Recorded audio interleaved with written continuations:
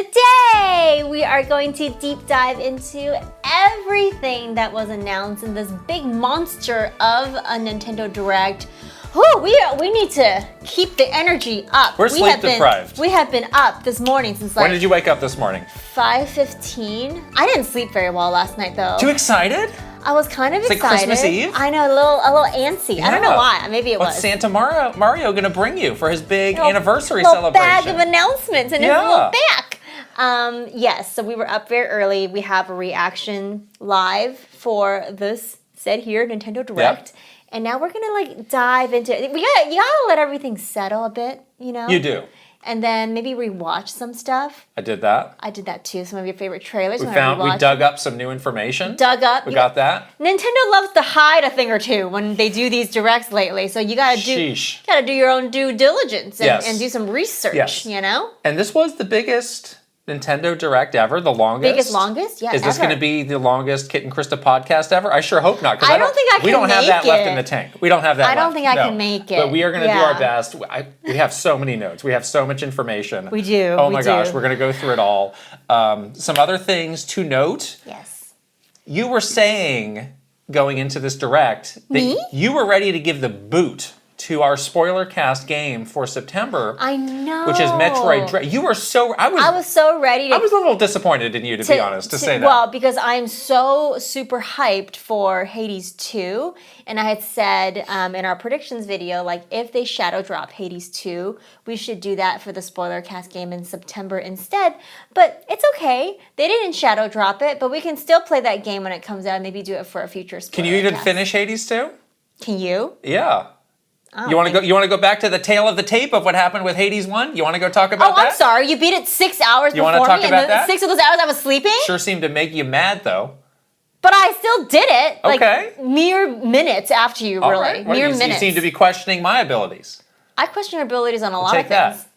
This is what happens when you don't have Metroid Dread. Sleep. Locked in. But yes, the spoiler cast game, we're locking gonna get you. Locking it in. She's going to come behind me. She's going to get you. Arm cannon me. Jeez. It is Metroid Dread. We're going to be talking about that in the games we're playing section because we have been playing a ton of Metroid Dread. Yes. You may have noticed that there are some new additions to the set. Yeah. Something that made you very happy after getting your heart broken. Wonderful pick-me-up. We got an incredible delivery from Patreon subscriber extraordinaire Cashew. Yes. These Pokemon plush directly from the Pokemon World Championships. Thank you so including much, my Cashew. beloved Letterman jacket, Machamp, which is exactly what I needed after watching poor Machamp get its butt kicked. I know. In the Hawlucha Mega Evolution. I'm mostly moved on from that now. Yeah, you had a really hard time last week. And I've been hugging this plush with comfort. I've been giving comfort to Machamp. Yes, we also got a little Fennekin also wearing they all have these little jackets, like very kind of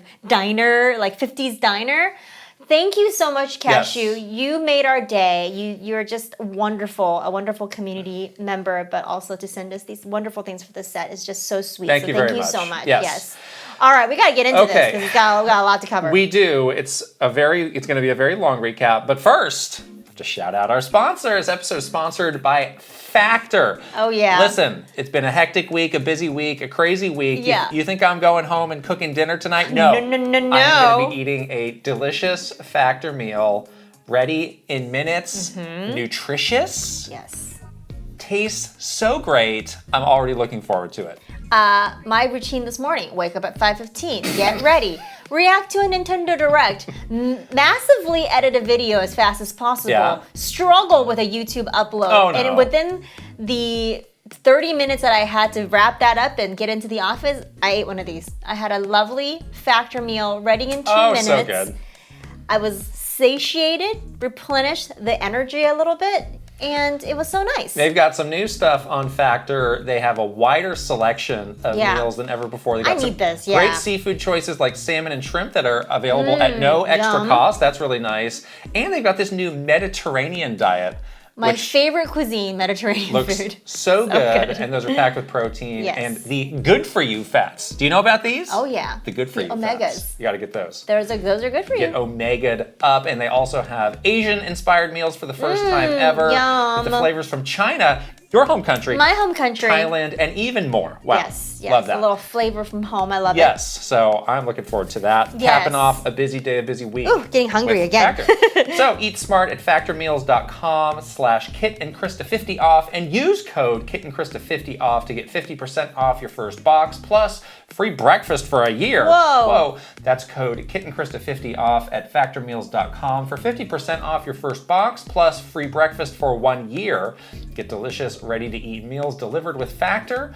Offer only valid for new Factor customers with code and qualifying auto-renewing subscription purchase. Awesome. We'll put the link here with a QR code for you to scan and also in the description below. All right. Shall we get into it? Let's move on to our big recap. So the way we'll do it is we will go in the order that they presented everything in the direct. And I got a little something for everything. Yeah, so we're going to deep dive into it. When you want to stop me, please do, and we'll talk about it more. We have tidbits, juicy nugs. So they started by dashing, one of your predictions was that they would end with the Mario anniversary. Right. They started with the Mario anniversary. Miyamoto out in full force. Right. Yes. I think this was a good way to start this. It's great. I loved it. A real feel-good segment. It was so nice seeing all the we got all the concept art and all of that stuff. Check this out. That was very nice. Yeah, very cool. Right. And then some of the concept art right here.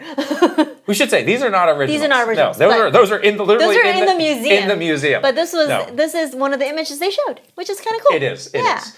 So they pretty quickly got into the Mario movie update, which we had been looking forward to. Yes, and we had predicted that would be in the direct. So this is the Super Mario Galaxy movie, not Super Mario World? Super Mario World. What was that all about? I don't know what happened. Because that was from some press release that Universal had several months ago, and they very quickly tried to sweep that under the rug, and everybody, including us, was like, oh, that must be what the name of the movie is. Yeah. What a weird thing.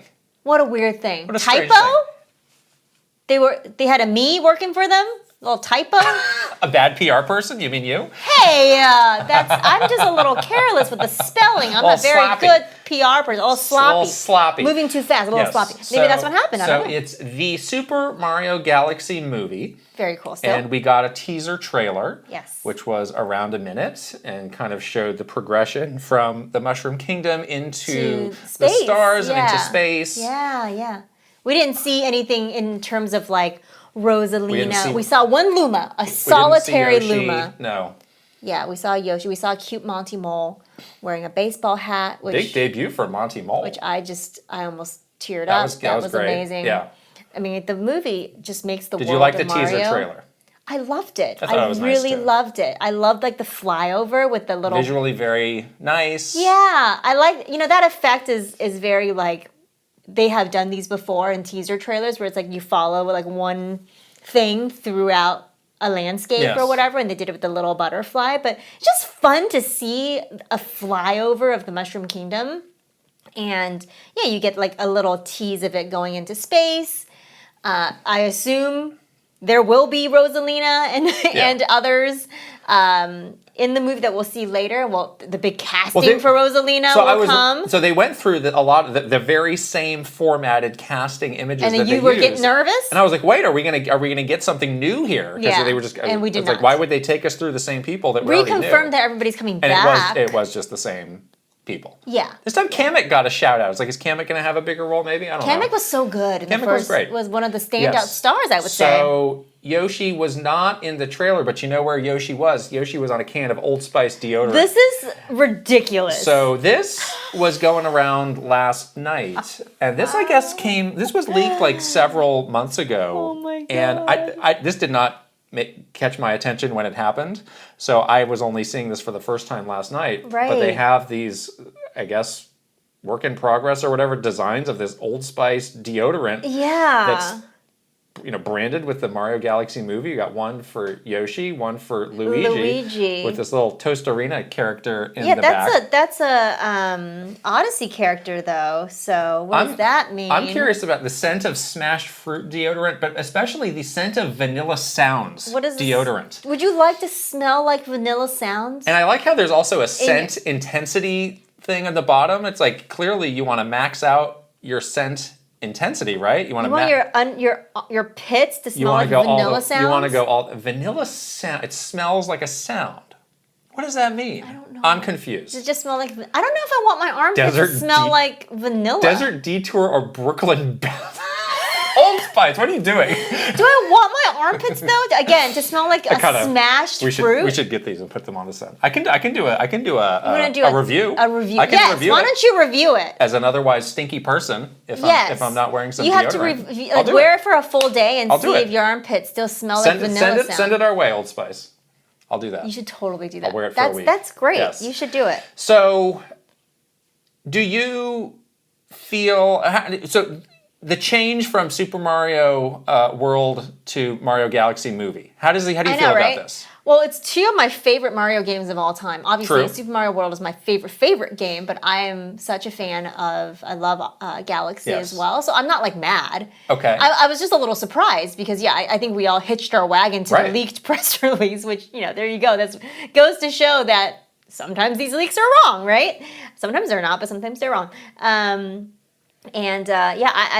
love to see anything Galaxy, and I think later on we'll be talking about the Galaxy games. This is a great tie-in into that for the anniversary, so it all kind of flows, it all makes sense. I'm so excited to see how they imagine the world of Galaxy in this movie, so I'm good. I feel happy. I am happy and excited to see more of this movie. I think I would have preferred it to be World for movie 2, and then movie 3 could have been Galaxy. I think there's still stuff that's worth doing in the Mushroom Kingdom before we, go on to this other big location. Yeah, sure. I think it's just a big step from where we left off in the first movie. And that's always my kind of quibble with kind of a lot of the Mario games recently. It's like we haven't been in the Mushroom Kingdom in a long time. It's like, everybody just kind of takes it for granted. I'm that's where all this stuff happens. We don't need to see that. It's like, no, I actually want to see that. I like it there. I want that. But it's like,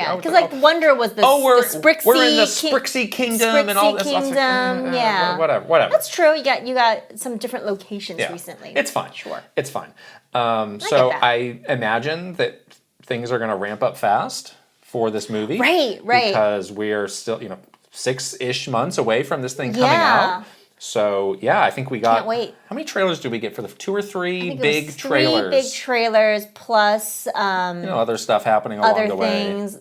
And there's a Mario Day before the movie as well. Yes. March 10th is before April. So just write that down. Take a mental note of that. Exactly. Right now. Yes. And I'm sure we had noted that New York Comic Con's coming up in October. I wonder if they'll do another thing. That would be great. That would be really great. But they have a pretty, they usually start ramping up on talking about it once the initial announcement is done.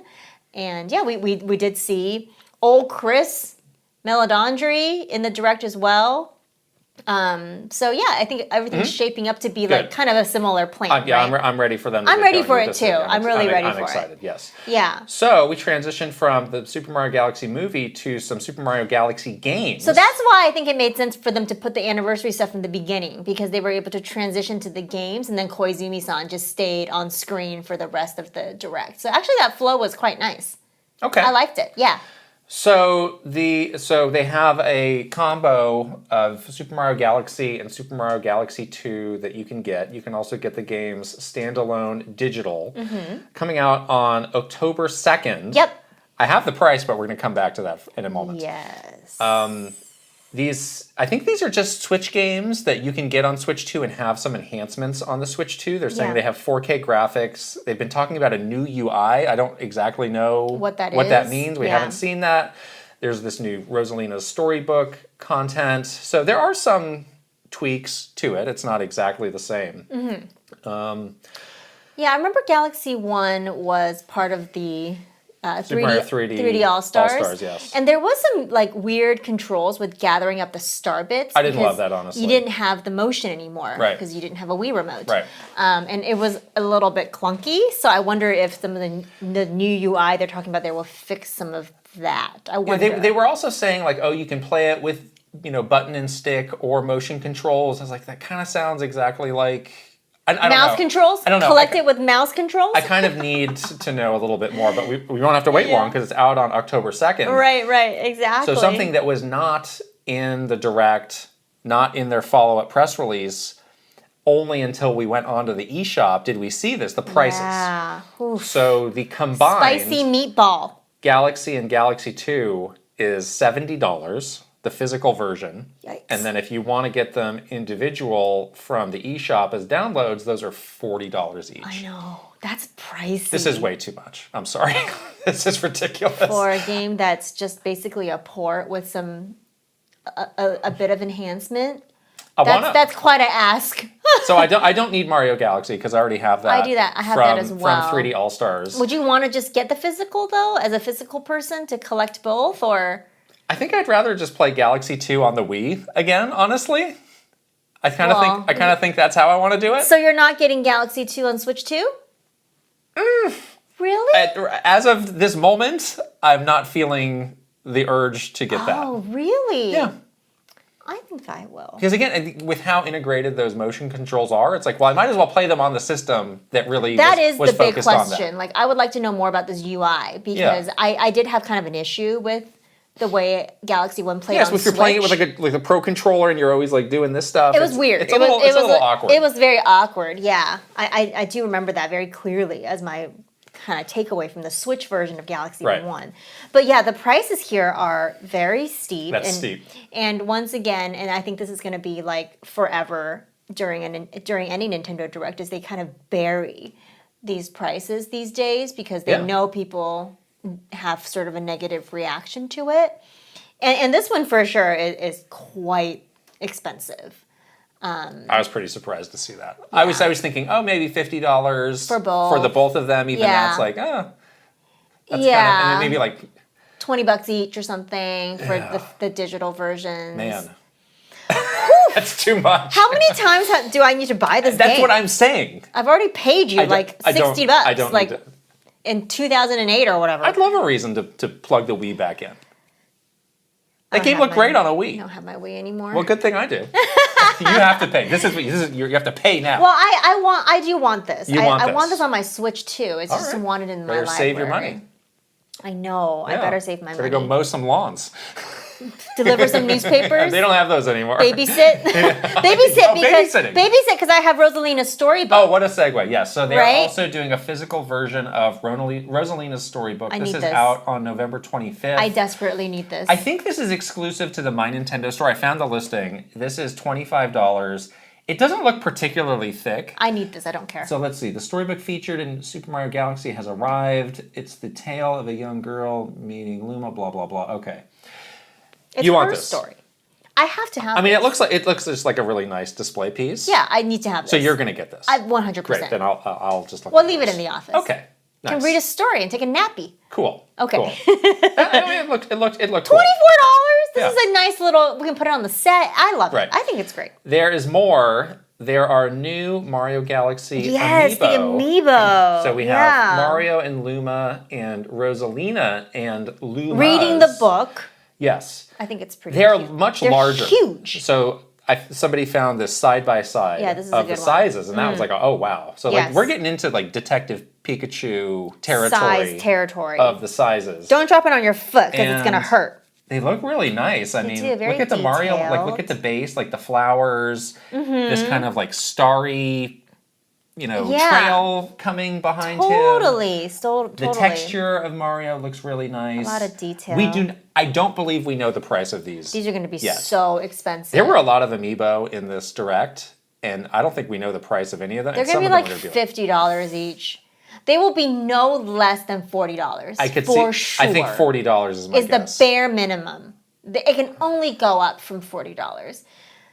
They know that these are now collectors' items. Right. They're not really being used for like in-game. This is just how they make more money. Functional purposes. This is just easy money. They're going to squeeze every penny. Right. And this is totally an easy way. I mean, Donkey Kong one. You're going to get these, yes? The Donkey Kong one was $30. I'm definitely going to get the Mario one. The Rosalina one, I need to see the price first because I have a lot of the other amiibo on my list. We'll get to that I need to buy. We gotta save our pennies here. We're both going to be mowing lawns this weekend. The bill is really going. We should do like a total cost of everything that we want to buy from this direct and see how much it is, because it's gonna be it would be ridiculous. I think. I don't want to do that. You don't want to think about it. Okay. You don't want to think about how many lawns you need to mow. Oh man. Got it. Oh, okay. Man. But yes, these are going to be pricey, but they look great. They look really So that was Mario Galaxy stuff. Also part of the anniversary, there is a Switch 2 edition of Super Mario Bros. Wonder. There you go. Yes. Not out until spring 2026. Yeah, because I guess the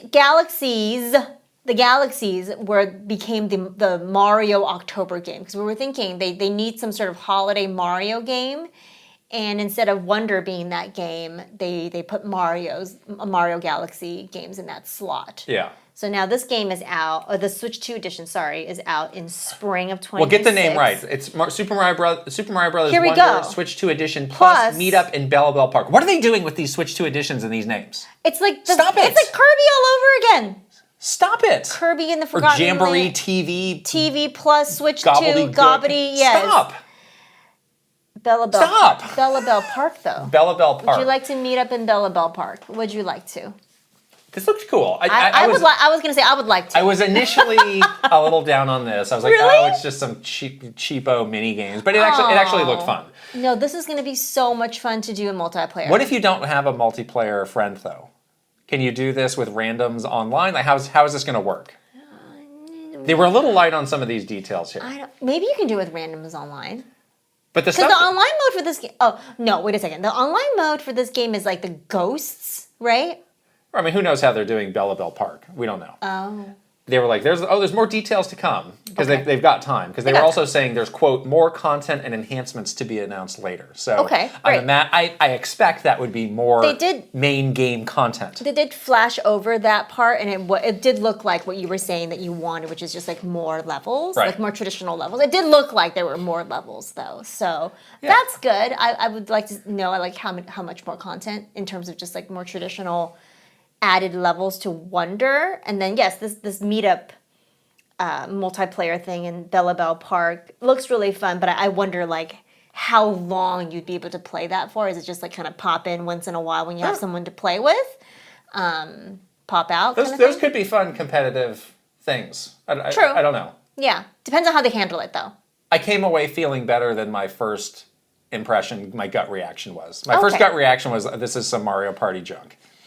Oh. But I think it could be a lot better than that. No. They are also making a physical talking Wonder Flower. This was maybe one of the weirder things in this. That's I cannot. Out in spring, also spring 2026, probably around the time of this. Yeah. I'm not getting this. This is the most unhinged creation I've ever seen in my life. What a weird thing. Where it's like, let's take the most annoying thing ever created digitally and make it real. What the heck were they thinking? No. No. Pass. Nobody wants this. That's a pass. Pass. You can save our money. We need to. And pass on that. We need to. Goodbye. Something that we probably are going to be spending money on is Yoshi and the Mysterious Book. I was cozied up. This is Nintendo's like cozy game of the year for 2026. I'm glad they did this because we kind of had, used up the crafted world, the quilted world, the whatever. The paper craft. That was kind of done. Woolly. We're woollied. So I'm glad that we moved on to a new kind of visual hook for this. And this is this really nice like storybook graphics that I think this just looks wonderful. It really does. This team loves a gimmick, as we know. They always want to hitch their wagon to some sort of like visual gimmick. Yeah. Sometimes they can kind of like let the gimmick rule all, which I don't love that. Which then comes at the price of gameplay. Yeah. Which kind of is like, maybe don't do that this time. But what we saw of this one, I'm really excited about because the visual looks good, but the gameplay and like this idea of like sort of discovering these creatures and then doing a fun little thing with the creatures that you find, and then it gets like listed into the little encyclopedia. Yeah. That's the book that you're in. Like that like loop sounds fun to me. Right. Sounds really fun. It sounds like we were watching like, oh, this just looks so relaxing. Yeah. And so nice. They had some I liked it a lot. They had some other gameplay things that went beyond just the look of it, like getting these dandelions and they'll do something to this rock. And exactly. Kind of like a Pikmin. Like you had this whole trail of dandelions following you around. Yeah. So I think this could be a good kind of combo of classic Yoshi gameplay with some new stuff, plus this really nice visual layer. And it had a very relaxing. I was gonna say the best part of it was it just felt very very chill. Like, you know, we played Kirby for those kinds of vibes. Like when we first got Forgotten Land, we were like, is Good Feel making this? Oh, I don't know. Did you say? They didn't. We don't. Of course they don't. We will never find out. Of course they won't. Until spring 2026. Until the credits roll. My God. Of course we won't find out. I hope so. That book is cute too. The big mustache. That big. But do you think that's evil? I was like, please don't let the book be evil. Why do you think it's evil? I just don't want that book to become like the final boss or something. Right? Evil Dead. Is that the movie where there's like some evil, scary Evil book? Dead, where you recite the thing backwards and then you have a chainsaw for an arm. That guy, Ash. Oh no! Is that the secret? Yoshi has the secret second half of Yoshi and the Mysterious Book. This is what happens with like Kirby, where Yoshi, chainsaw on a tongue, chainsaw tongue Yoshi. I'm gonna cut you down. Oh my God, it's a terrifying idea. No, but I hope that it stays like chill and cozy. Yeah. And I don't want it to do like the second half of Kirby where it gets scary and hard. Like just make it easy and like fun. Next, Mario Tennis Fever. This is coming on February 12th. Yes. And I've been pretty hit or miss on these Mario Tennis games. And frankly, Mario sports games have been hit or miss in general for the last couple generations. Yeah. This looked promising, I thought. So they have these Fever rackets, which are just different types of rackets that do different things. There's 30 of those that you can equip. They're basically like items. Like each racket seemed to be like fire and ice and mini mushrooms and whatever else, right? So 38 playable characters, that's a lot. That's a lot of characters, yeah. We're getting into Mario Kart World territory. Yeah, it's going to be like, there's some like random, Cal. Please, no. Is Cal going to be on the tennis court? I'm done with Cal, thank you. Oh my God. We also got Baby Wario and Waluigi, and I guess this is in the single player mode. Yeah, the single player mode has the weirdest premise where they turn into babies. So I did have to do some, so apparently Baby Wario has been a thing before, but I'm not sure Baby Waluigi has. Well, and I don't think the world needed that. No. No. Can we like put it in a sack and throw it overboard? Wow. No? That's dark. 30 Fever rackets, though. I am going to be... wait and see. I will be open-minded, but yes, I'm very... Wait and see. Wait and see with this. Do we know the price of this one yet? It wasn't on the eShop. Was it not? It was not on... That was your job. That was your job. What did you find out? I was e-shopping before this, and it was not in the pre-order section for a Nintendo Direct stuff. Well, how much do you think it's going to be? It's going to be $70. It's going to be $70. Yeah. What else could it be? Unless it's $80. Not this, no. Because it's a multiplayer game online. It's not. Yeah. Okay. Yeah. That kind of wraps up the Mario anniversary segment. Right. And then we got into some other things, starting with... So then they had just like a chunk of games that were like, well, these are on like Switch games. And Switch too. So it's just kind of convoluted formatting that they have to deal with. Yeah, they transitioned away from the anniversary into like the main direct, I guess, or whatever. And it was kind of an awkward transition because then we got some games that were a little bit like, and we have also these that we didn't have a good place to put them, so we're just going to stick them here. Yeah. And I've already forgotten what those games are, unfortunately. So Tomodachi Life started this off. I mean, it was a nice trailer. It was a fun trailer. I wouldn't say I came away learning a lot more. I mean, what's there to know about it? Like, it seems to be just a pretty faithful, like, new take on Tomodachi Life. I think it's just a take on Tomodachi. It's not new. It's just like you're on an island. You got all these characters that you're making, and they're going to be funny. That's what this game is. It's out in spring. There was no mention of a Switch 2 edition. Still time for that, though. I think we'll probably still... I think we'll see it. Probably we'll still get that. $10 upgrade to a Switch 2 edition. So you're fine with this kind of as it is? I'm fine with this as it is. Yeah. I feel like this is a formula that you kind of don't want to mess with too much because it already works and it's already so quirky. Right. Like, you don't want to, like, water it down. You don't want to sort of, tinker with it. So if this is not coming out until spring, why was this announced last March? If we have no updates for this, again, we have like kind of a no news trailer. It's like, that's nice. It's a reminder. Why not just announce it here for the first time? This is still coming. Why not? Why would you do that? Well, because they needed something. What was the point of that? They needed something to fill that random in that Switch direct that they cooked up out of nowhere for no reason. The one that's 1 week for the Switch 2 direct. What's the point of that? What's the point point. Use your brains. Jeez. Oh, no.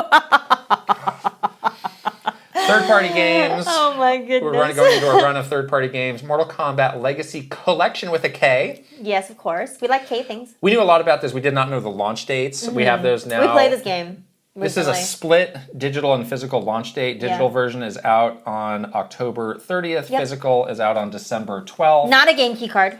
Not a game key card. Full physical. I haven't seen the pricing. I imagine the pricing is it's gonna be like that Yuka Replayly where the pricing is higher for physical because this is not a game key card. I'm glad to get this digital. I don't need this physical. Yeah. This one is great. Digital clips. I want it sooner. I want it. Yeah, I think it's cool to get it sooner, and you can like dig into all of the like. Having the collection is great, but yes. I'm actually here for the behind the scenes. So you're gonna get this too. Yeah, but only for, I really just want the behind the scenes stuff. Yes, because I'm really interested in looking at the documentary. And then like I do kind of like want to dabble in some of those like lesser known Mortal Kombat games. You should. The ones that were not like in the arcade or whatever, or like easy. You're gonna 100% the Sub-Zero beat 'em up, right? Now that I was tricked. Now you got to show him. To getting smushed by a pillar, I'm going to show him. Dan Amrich of Digital Eclipse, where she's going to show you. She's going to show you. Or two, the joke's Dan. on you. I 100% of this game. Then the joke would really be on you. You're very close to me. I'm going to go to your office and show you a thing or two about Sub-Zero. That's right. Oh, boy. We have a launch date for Final Fantasy VII Remake Intergrade. Slipped to 2026. Well, what do you mean slipped? Oh, no. They said winter. The last update was winter. So I thought it was 2025. Nothing, the only thing that slipped is your memory. My bad. January 22nd. Good? Great. Happy with that. Are you replaying this? No. Okay. Hades 2. We got a really big kind of super amazing animated trailer that was really nice. Which just made me want this to become a TV show. They should do that. Make this into a Netflix series. Make it into like a soap opera. Oh my god, that would be so do that. With like the hottest actors ever. Yeah. Please. Do that. Do it. No, animated though. Oh, you can do it. With the hottest animated. Get a hot voice actor. There you go. Actors ever. Yeah. This actor is super hot, but you can't see them. You can imagine it. This is, once again, a split release. Digital first on September 25th. That's very soon. That's in like 2 weeks. I'm ready. And physical version out on November 20th. The digital version is $30. I don't think we yet know if this is a game key card or not. As of us recording this, maybe it's come out since. We don't know. Yeah. I am going to be getting this on September 25th digital. I am too. Because I want to start to play it. Yes. So it's a console exclusive on Switch and Switch 2. If they said it's 60 frames on Switch 1, but if you're on Switch 2, it's going to be 120 frames. Slick. So that's great. All those frames I can't notice or see, but I'll know they're there. For the combat. I'll know that they're there. You might need it. Yes. Every single frame counts in that combat. I'm so excited about this, and I'm glad. Obviously, we predicted a shadow drop for this, but that's okay. I mean, that's pretty close. Very close in September, so I'm happy to wait the 2 weeks and then dig into it. And finish Metroid Dread? I'm going to finish Metroid Dread in days. See? I can't wait. See, it worked out. Great. It worked out. It's actually worked out for my schedule better, so thanks, Supergiant. And then I want to shout out 2 games that had funny names, Dinkum and Papucom. These should be like Patreon subscribers. I'd love to shout these people out. Please change your names to Dinkum and Papucom. If I could shout out Dinkum and Papucom in a Patreon One Up Club shout out, I'd love that. Doingo! Dinkum! Papucom! Papucom actually looked cool. That is the co-op only game. Kind of like a split fiction-y. No. Yes. Split fiction? Papucom is a co-op only game. Describe what the game is. It's like your colors, and it's like 3D Bubble Bobble plus Splatoon. Where there's like colors, but you're playing together. You have to like help each other through these obstacles, but like one person's one color and one person's another color. It was pointed out that this is actually out on PC already. Okay. I'll wait. You want Steam Deck it? No, I'll wait for the Switch version, especially since it's a multiplayer game. I'll wait for that. But is it only multiplayer? Like you can only. I think that was what they said. Okay. A multiplayer oriented game. Yeah. Dinkum, I'm less interested in, but it is a funny name. Dinkum is... Dinkum! Dinkum slots in perfectly right next to Doinko. That's what I said. Dinkum and Doinko. We should we need someone. Join our Patreon and please use these names. Thank you. Love that. Then we moved on to Kirby Air Riders. Surprise, surprise, another Sakurai Direct. Oh, he can't wait. Is coming. He's going to be sassy again. He's going to be very sassy. He's going to bring the sass. I love it. Bring it. He also brought some new amiibo. We should say the Direct has not been announced the date. We don't know when. No date, yes. So but the game is coming out in November, so they got like a couple months. Yes. So the Kirby and Bandana Waddle Dee amiibo for Kirby Air Riders have something we've never seen in an amiibo before, where you can swap the characters and move them onto a different vehicle. That is the coolest thing I've ever seen. How much more does that raise the price? I don't care. Actually, I kind of care. I kind of care. This one might be like $50. Those, I haven't It's not a 2-pack, right? It's single. I haven't seen much on that. Just to me, they looked big when they had the image of them putting it on the controller. But we don't know size. They're not compared to another amiibos. I need more details, but they looked large. So they're going to be these are like $50 each. Oh, but when they were putting it onto the controller, remember? Because he was talking about those FP fighters. That's what I'm saying. Oh yeah, they did look kind of big. Yeah, they did look big. You're right. It looked big, but we don't have like a side by side like we did those Galaxy ones yet. I like the swapping though. That's so cool. What are you gonna do? It's kind of pointless, honestly. But I like it. I mean, it's kind of a fun idea, but it's also kind of pointless. And if it means these are $10 more, which means I'm spending $20 more, and I got to mow that many more lawns to buy these, I don't know if I needed that. But you're gonna get. It's such a Sakurai thing, though. He loves the FP fighters. I'm gonna push this amiibo technology to its limits. To its limit. Let me. You want to train more riders, don't you? He loves the FP. He loves it. Or maybe this is his like twist the knife on like, oh yeah, Takahashi and the guy from HAL, you wanted me to make this game? Yeah, I'll do it, but you better do these amiibo for me. They're gonna be the most complex amiibo, weirdest amiibo ever. You better figure that out. You got that? Here you go. Go do that. It's like a punishment. He's like vindictively making this game. Yeah, I'll do it, but get this. Okay, next game. You want me to make Smash? All 70 fighters need to be swappable and they need to be FP. No. I need to put Donkey Kong's arm on Samus's body. Butt. Yes, and then it needs to reflect it. What? It needs to reflect it in the game. And then... Donkey Kong head on Mario's body, yeah. So, like Smash, you can use these as FP. He loves this. What are the figure players? Yes, come on. And they'll level up and do stuff. Train them and stuff. That was a great feature that I don't think anybody ever really used. But he's like obsessed with it. It's a fun idea. It's a fun idea. It's like, and then you can take it with you to like your friend's house and you like scan your thing in. Nobody's bringing a hot swappable bandana Waddle Dee amiibo to their friend's house. I'm like, what's in my bag? It's Old Spice, Smash Fruit deodorant. What and if I buy amiibo. an army of Bandana Waddle Dee? If I spend like $200 on Bandana Waddle Dee amiibo, and can I swap in the tops on all of those? Will that do anything? Why would you do that? Well, because you love this idea so much. It sounds like you'd be first. Swapping it to different carts. What if I just want to swap? Not carts. What are they called? We don't need to play that. Vehicles. You don't work there anymore. You don't have to do that. No, I just want to make fun of them. They're cars. Vehicles. I just want to swap the he wants a different ride, you know? All right. That's the fun part. All right, you're in charge of buying those. Thank you. I am? Yes. I need to babysit. Due to your enthusiasm. Well, it's a weekend coming up. Here we go. No. Better cancel your plans. We next had Hyrule Warriors Age of Imprisonment. Finally a launch date. Yes. November 6th, earlier than I think we both thought. Earlier than we thought. I think we thought this was slipping into next year, That's November fine. 6th. It's going to have game share for your co-op gameplay, which is nice. Yes. And it also, they had some stuff in this trailer that I can't recall if this is new information or not. Like, oh, you're using the Zonai devices to fight. Was that new? I feel like that's new. I don't remember seeing that in the last trailer. I think I would have remembered that. I can't recall. Although my memory is like I very can't recall, adult. but it was like, yeah, that makes sense for that to be in there. That looked good. A question I have, the game share. Because when they showed the actual split screen, the frame rate definitely took a hit. Of course. If I'm game sharing, does that also take a hit? Does that impact me or you as the secondary or primary player's frame rate? I don't know. I didn't look close enough at the footage to tell. I don't know. I've never done it. I've yet to do a game share. We should try it. We should try it out. We did the what is it? The virtual game cards. Game card that worked. That was good. Well, that was cool. But we should try a game share to see if it how that runs and works and make sure it's not complete trash.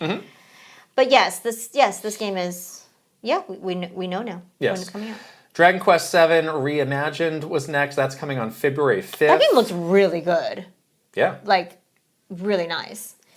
I don't remember. Have I played Dragon Quest VII? No, you haven't. I have not. I saw our friend Chad Conselmo was on the tweets saying, hey, something about original Dragon Quest VII was that it was a very long, slow-to-play game, and they have made enhancements to make it a more quick... I mean, not quick, but it's more to the palate of the modern player. Better pacing. Which they have done a good job of for all of these other remasters. It's nice that they recognize that. They do recognize that some of these systems are a bit antiquated, and so they've done a really like 1, 2, 3. They have done a good job of like letting you speed up the text, letting you run around faster. So that's very appreciated that they recognize that and try to make these more just like palatable for everybody. I guess this is one of Switch Force's 3 7s. Okay. All right. There we got one. Wonderful. February 5th. And also Final Fantasy 7, I suppose was. And then Resident Evil 7, which we'll get to. Yeah. I thought the visuals for this look really nice. That's what I'm saying. It's like, oh wow, next gen Dragon Quest is looking nice. Yuji Horii, man. That art style works well. It works. Yeah, with that level of detail. Yeah, it's like, it could have been hit or miss, but honestly it works. Are you going to get this? Yeah, I want to get this. This looks good. This looks really good. What's the deal? You don't want any games? You've been stopped playing games? I want to know how long it is. I want to know how long it is. Get it and play for a little bit. Chad Conselman, hit me up. Who cares? Just play it until you don't want to play After this, there was anymore. an utterly pointless plug for Nintendo Today, which really did make me think of the Game Explain report about how the downloads for Nintendo Today have absolutely plummeted. Like cratered. It's like, did they we really need to get people back on this? Like, did you know that we're posting Kirby Air Riders information daily? Yeah. Do you need to be posting Kirby Air Riders information daily? They are posting that great because again, I have that widget, and every day there's 5 things, and like. At least one of the 5. No. At least 3 of the 5 things are Kirby Air Riders. Like what? I never look at it. I don't really look at it. It's like, oh yeah, I'm fine. You're like out one year, out the in one year, out the other. Yeah, okay. So that was interesting. Then a real surprise. Virtual Boy is coming to Nintendo Switch Online. Have they consulted optometrists cares? Around the world to make sure people's eyes are not going to be completely damaged by this? They don't need to do that. This seems like a legal issue. This is for the expansion pack members of Nintendo Switch Online. This is coming next year on February 17th. There are 14 games, quote, to be released over time. What? You said that you were going to keep the prices a surprise for me, and I just scrolled up on our outline. I saw the price. So you have to have you have to have an accessory to do this to get the proper 3D. There's 2 ways you can do this. You can get the proper recreation of the original Virtual Boy that you put your Switch or Switch 2 into, and I'm assuming it's got some Labo VR-esque lenses that make it into a proper 3D image. You can get that for $99. Or you can get the cardboard, they call it the cardboard model, which is probably exactly the same as Labo VR. Could you just use Labo VR? I wonder. Could I just DIY my own? I don't know. Like, truly, I feel like I can make one. I mean, if you're worried about an optometrist, maybe don't make your own glasses. Maybe don't. I'm gonna try to do this. You're gonna grind out some red lenses? Like your Cyclops or something from the X-Men? That'll be a fun video for me to do. For me to DIY a Virtual Boy. You better get started now. That is $25. How hard can it be? I'm dropping $100 on that thing. You are? Listen, we have been to so many retro GameStops because I want this strictly as a display piece. I don't want to play a real Virtual Boy. I want it as a display piece. I'm glad to spend $100 on this and accomplish that because it looks so authentically faithful to that. I'm putting you on a budget. Why? You're not allowed to buy any more Amiibo. I want this. If you buy this, you cannot buy any Amiibo. You're not the boss of me. I am too. You think you're the CFO of this place? Yeah. You can barely add 2 numbers together. I'm going to trick you with some math. Solve this equation to see how much money I spent. Wait a second. What? That's really expensive. Yeah. But I appreciate them going the extra mile to actually... I've never bought any of these like retro controllers. I've never bought any of those. Like the Game Boy controller. Not the Game Boy. Any of those. Even the N64. I never bought that. This is going to be my first foray into this. You have you have such a wonderful gift because you have perfect eyesight. I do. Do not wear contacts or glasses. You didn't get like LASIK. You just have 20/20 vision. Yes. Are you ready to give that up? Well, the good news is I probably... And shell out $99 to basically destroy your God-given gift of perfect eyesight? The good news is I'll probably play this for 5 minutes and put it on a That's shelf. enough for you to burn out your retinas forever. So let's look at the 14 games. I really don't think you should play. I rented a Virtual Boy as a child when I had developing, growing eyes. And I probably played that for about 5 minutes before I put it back in the weird little Pelican case and took it back to Blockbuster. Like, well, this sucks. So the 14 games, quote, to be released over time. Get ready for the ultimate drip. The drip. The ultimate drip feed is here. Oh. Yes, this is like the apex of drip feed. So let's look at the games. Oh my God. Wario Land, that's apparently a great game. That maybe is the only one. You can get through it. Galactic Pinball, Red Alarm, Tellero Boxer. Oh, I think I played that. Mario's Tennis, I played that. I think that was the pack-in. Mm-hmm. Jack Brothers, what the heck is that? That looks... Oh, it's like a jack-o'-lantern. Vertical Force, Mario Clash, Golf, Virtual Bowling, something in Japanese, Space Invaders, Tetris, 3D Tetris. Where is Nestor's Funky Bowling? Don't have the rights? What do you mean they don't have the rights? I don't know. To Nestor? Yeah. I need them to drop a dime and get the rights to Nestor's Funky Bowling back. Or maybe I'm going to change my mind. If you want this $100, you better get Nestor's Funky Bowling. I really don't think you should get this. Why? I don't want your eyes to be... It's got nothing to do with my eyes. I also don't want to spend $100. I want to put it right here. I don't want to put it right there. I'll put it somewhere else then. In this office? Maybe. Okay. What's the worst thing? This thing or that stupid flower? Oh, the flower's way worse. Really? We don't even know how much that is. That's probably like $300. It's probably not $100. Wait. What? Do you remember we went to $500. Nostalgia Alley and he brought out this immaculate Virtual Boy. But that's an original. This is a cheap copy. It's not. I don't think it was cheap. How much was that? That's not $500. So those are your choices. What would you like me to do? I don't want either choice. This is like, do you want to get this Chanel bag for $5,000, or do you want to get this like China copy, this like... Well, that's a lot more. Gray market copy for like $300. That's what that is. No, this is like Chanel making another version that's way less. Chanel would never do that. How did we start talking about Chanel? What? I don't think you're mowing any lawns. I think you're going to Chanel this weekend. I'm not doing anything because I need to save money for Amiibo. Yes, I am buying this. You can't stop me. Oh. You cannot. I will not be stopped. I am finally doing this. How long have I been talking about this? You better hope that you can even get one. A really long time. No, I'm getting this. How? I'm getting it. Don't worry. All right. I'll wake up at 6 a.m. if I have to. You bought the alarm to get in a warp pipe pass to buy a Virtual Boy. In a lottery of some sort. That is the 3,000 lotteries later. That's a group of utter psychopaths that I'll be a part of. That you won't even Waking get up at 5 a.m. to pre-order a Virtual Boy shell.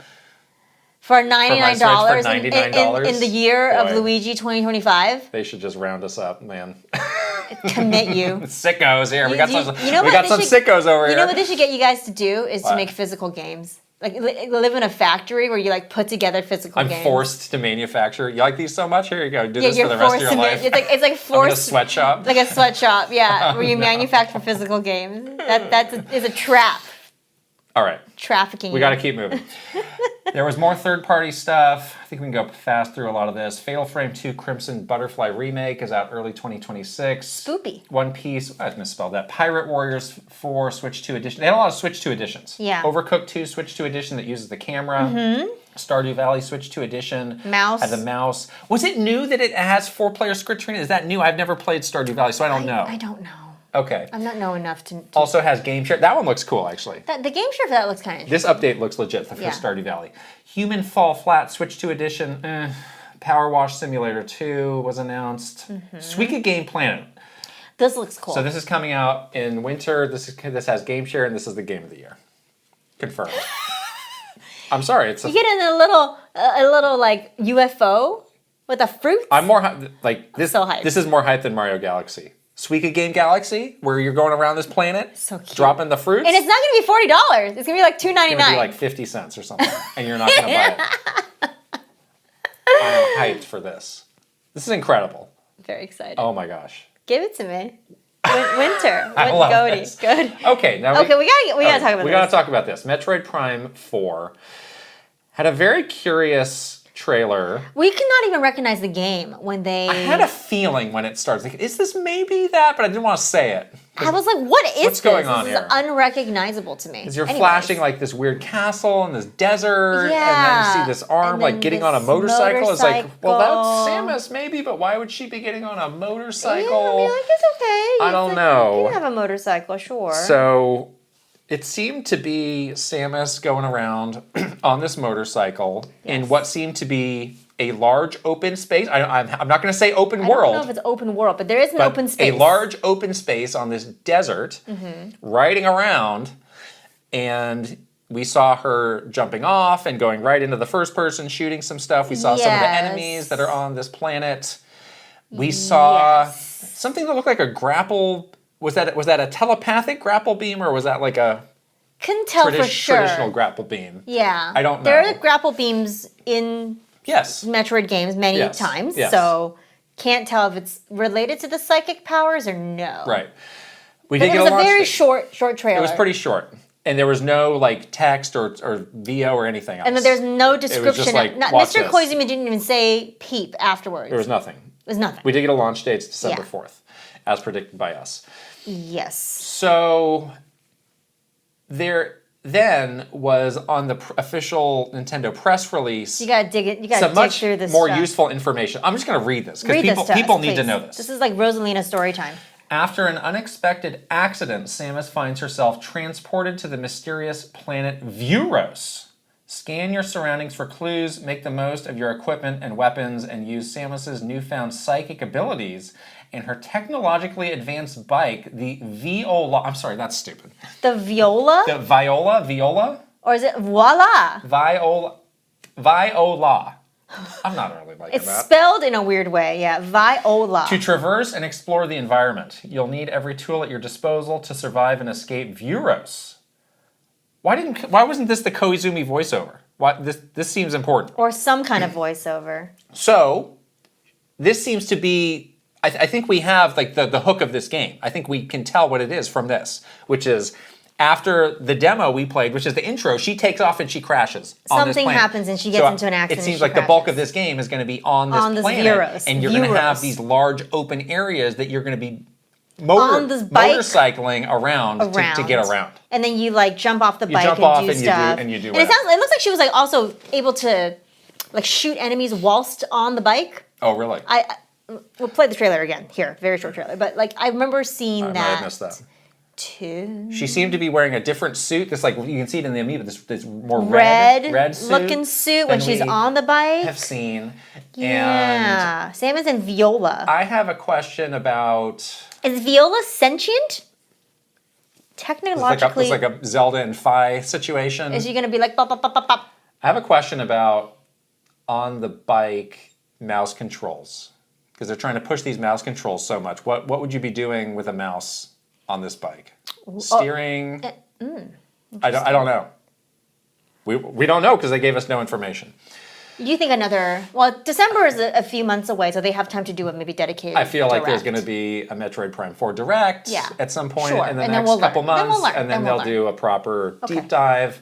So there are these Amiibo. Yeah. It's kind of staggered launch of dates. So there's Samus and Viola.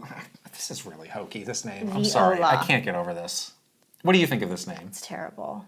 This is my fear. And I didn't want to be a negative Nancy again because people come at me whenever I say anything bad about this game and I'm fine with it, but I'm also like, shut up.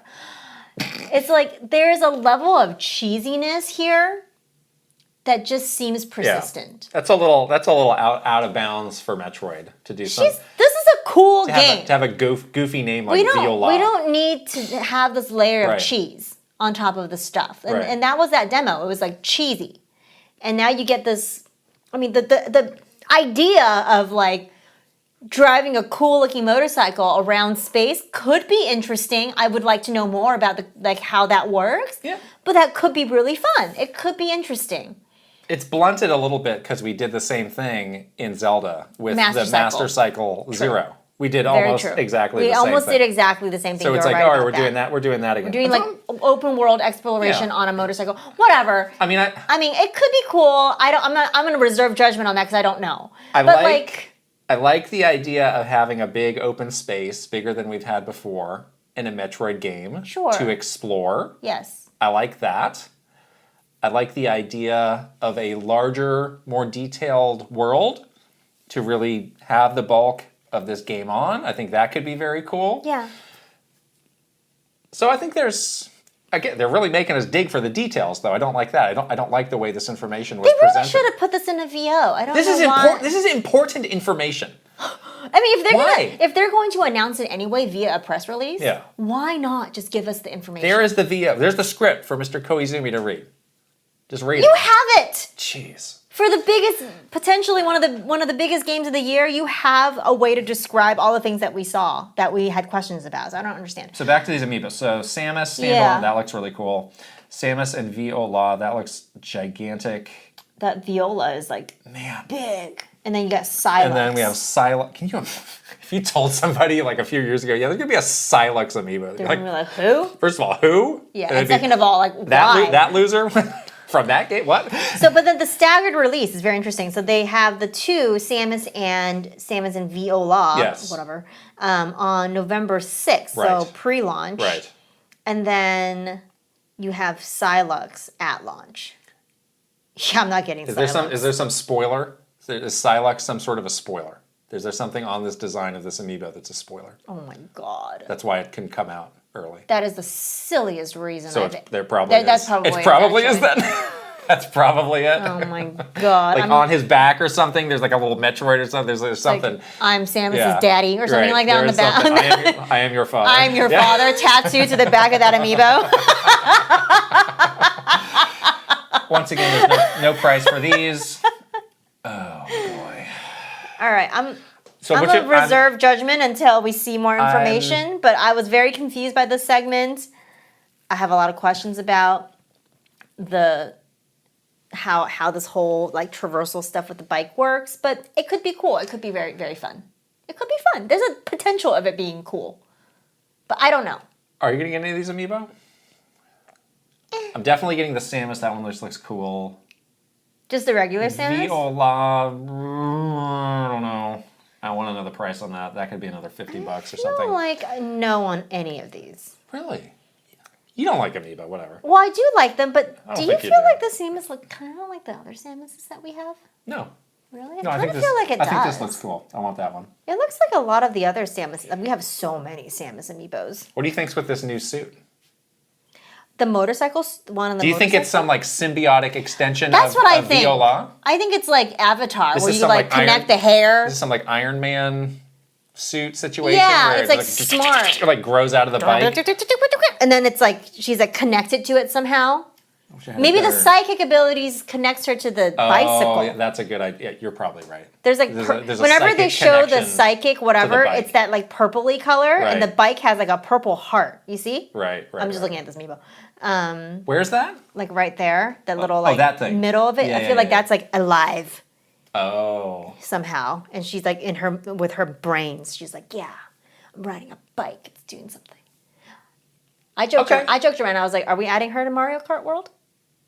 There were no updates on Mario Kart World. A la my Master Cycle Link got added to Mario Kart 8 Deluxe. That team's gone fishing. Move on. We're moving on. Donkey Kong Bonanza, yes. DK Island plus, again, the pluses. The pluses. Plus Emerald Rush DLC. This is out now. We bought this. We bought this. You played this. We're going to talk about this in a little bit. We played this, yes. $20. Huge surprise. Wow. I was excited to see this. To get some DLC for this game. And also because it's on DK Island. Mostly just came out. Yeah, really cool to be It's so cool. A really cool depiction of DK Island. Yeah. Plus this Emerald Rush kind of run-based mode that you tried that seems cool. Again, we'll talk about it later. Yeah. It's out now. It's $20. You can play the Emerald Rush mode on the different layers of the game. That was a detail that I missed the first time around, so that's cool. Yeah, it gives you an excuse to go back to the other layers. Right. You know? There's a lot of details in DK Island, so I think this is pretty neat.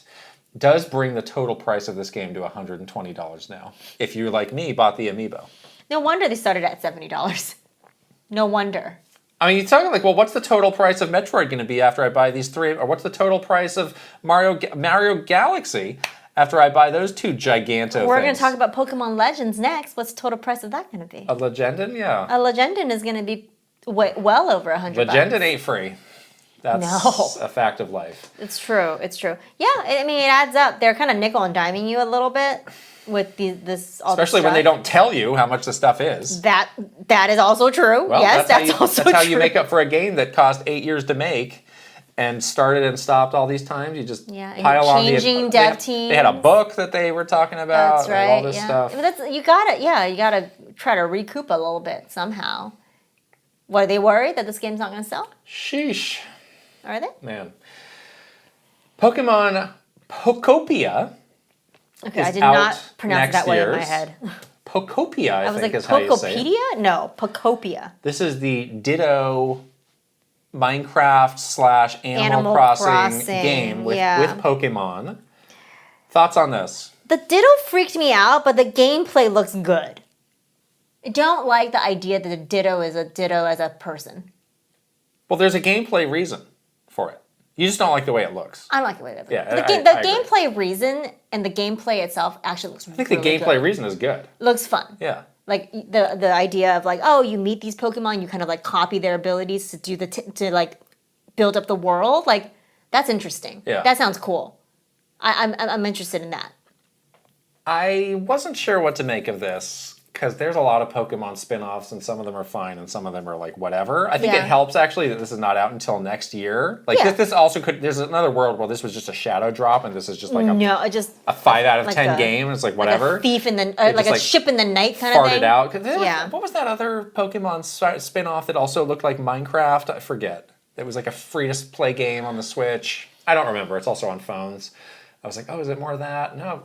So I think it helps that it's like, no, we're going to spend more time on this. You're going to get more excited. We're going to have more updates. Yeah. So maybe... I mean, I like them. Could be cool. I do really like that they are doing some reimagining of Pokemon games. Like, we need more variety that's not just the same formula over and over again. So I do really applaud them for that. Who knows in terms of the quality, like how deep and how good it's going to be. But at first blush, like it doesn't look like complete garbage, and it does look interesting. So I would give it the wait and see treatment here. Okay. That flowed into a segment on Pokemon Legends ZA, and there was a really nice trailer, but it was like I was like, I don't need to see this again. Like I'm good, you know. Out in about a month, and we've seen a lot, so there just frankly wasn't much in that trailer. But then they did reveal a new paid DLC called Mega Dimension, which is quote coming soon. So there's no date. Right. This is going to be $30. We found that on the eShop. That's also on the eShop. Yep, you can pre-order it.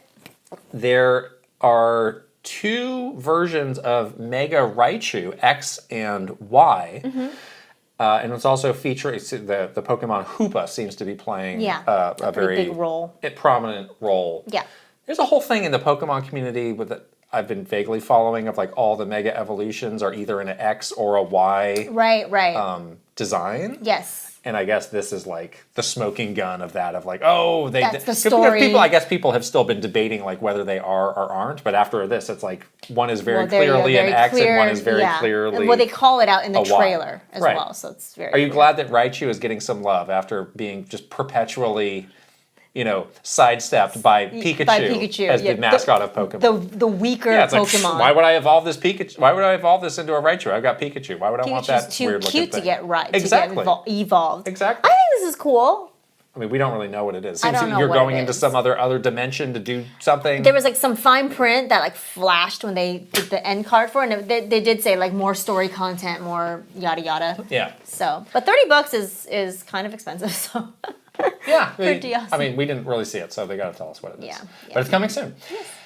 There's more third-party stuff. Danganronpa 2x2, which you were about to say is 4. Well, 2 times 2 is 4. Good. I actually don't know how to say this title. I think you should play this, though. This looks like good. This looks like something up my... It's like a faster-paced Ace Attorney plus Persona. Right. It's out next year. Dynasty Warriors Origins. You're going to play this? I am all over this. This game is great. I played this on the PS5. Yes. This is like a reboot of Dynasty Warriors that's like legit good. This is out. We're happy with it already, yes. right? January 22nd. New paid DLC is coming around then as well. Cool. Monster Hunter Stories 3 looks great. This game looks incredible. March 13th. Did we have a date for this before? No. Okay. Capcom loves Q1. Capcom owns Q1.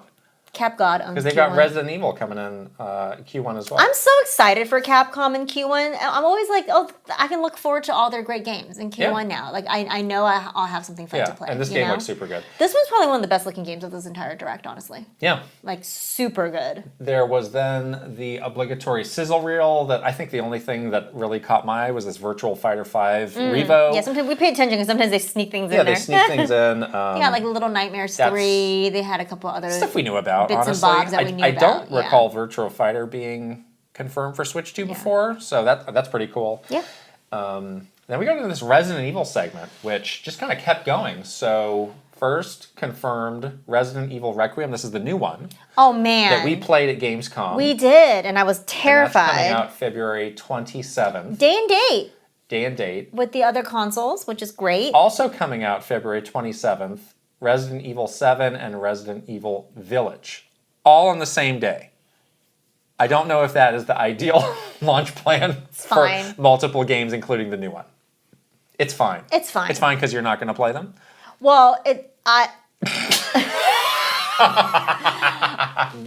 I was going to ask you the same thing, that now that it's on a Switch, will you play it? I think I will. What?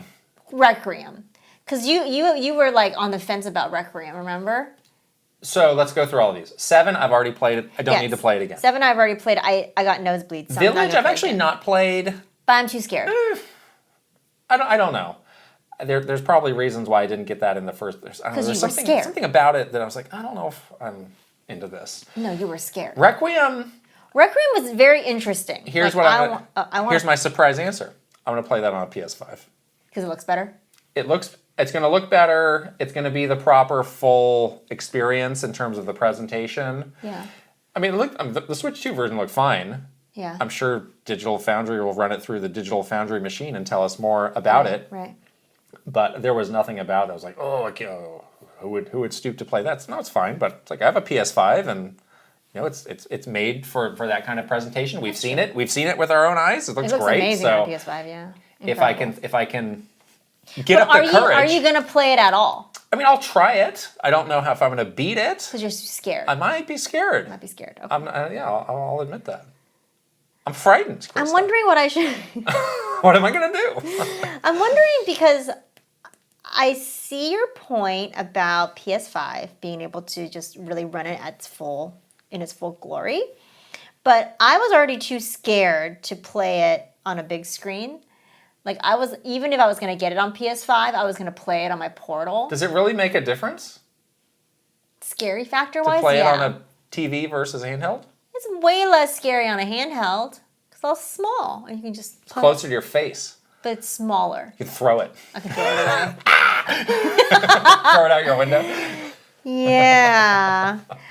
Okay, I need to think about this, but I was very scared to begin with. I mean, this is like the whole it's less scary to play in third person. It is. I've actually seen Capcom's. They said that themselves. I told you. But can you tell me why? Can you prove it? Because it's not as immersive. Can you prove why? I'm proving it to you. Nothing's more immersive than a screen that 2 inches from your face. But the viewpoint of it not being first person is way less scary. No, I'm talking about handheld. Oh, handheld. Yeah. Anyhow. I want you to play this on a Virtual Boy in VR. No. Red tinted, eye-killing VR. I will throw up and then I want pass you to out. do that. And I don't think I would want to see that. That sounds like great content. Let's do it. We can play it on video, though. We can play it on camera. Maybe we should just play this game together. Maybe that's the solution. Well, yours just going to be useless. You'll be like, oh no, the whole time. Yeah. I don't know if I can play it with you. You might be mad at me. You might get annoyed. Okay, wow, February 27th. But what a great get. I know. For the Switch 2. I'm so excited. All these Resident Evil games. Because we're such big fans of Capcom. We want to talk about Capcom stuff all the time. I'm not the biggest Resident Evil fan because I'm frightened. Oh, yes. I like 4. I recognize the importance of this series, yeah. the pedigree of this series. Absolutely. Yes. But like the Capcom representation on a Nintendo Switch 2 is very important. Excellent. And they are there in full force, and I'm happy to see it. In their own words, PS5 is too expensive. There you go. There you go. Okay, and then we had the big closer. Big closer for the Direct was a new Fire Emblem game, Fire Emblem Fortune's Weave. What do you think of that name? I don't know. It doesn't really roll off the tongue as much.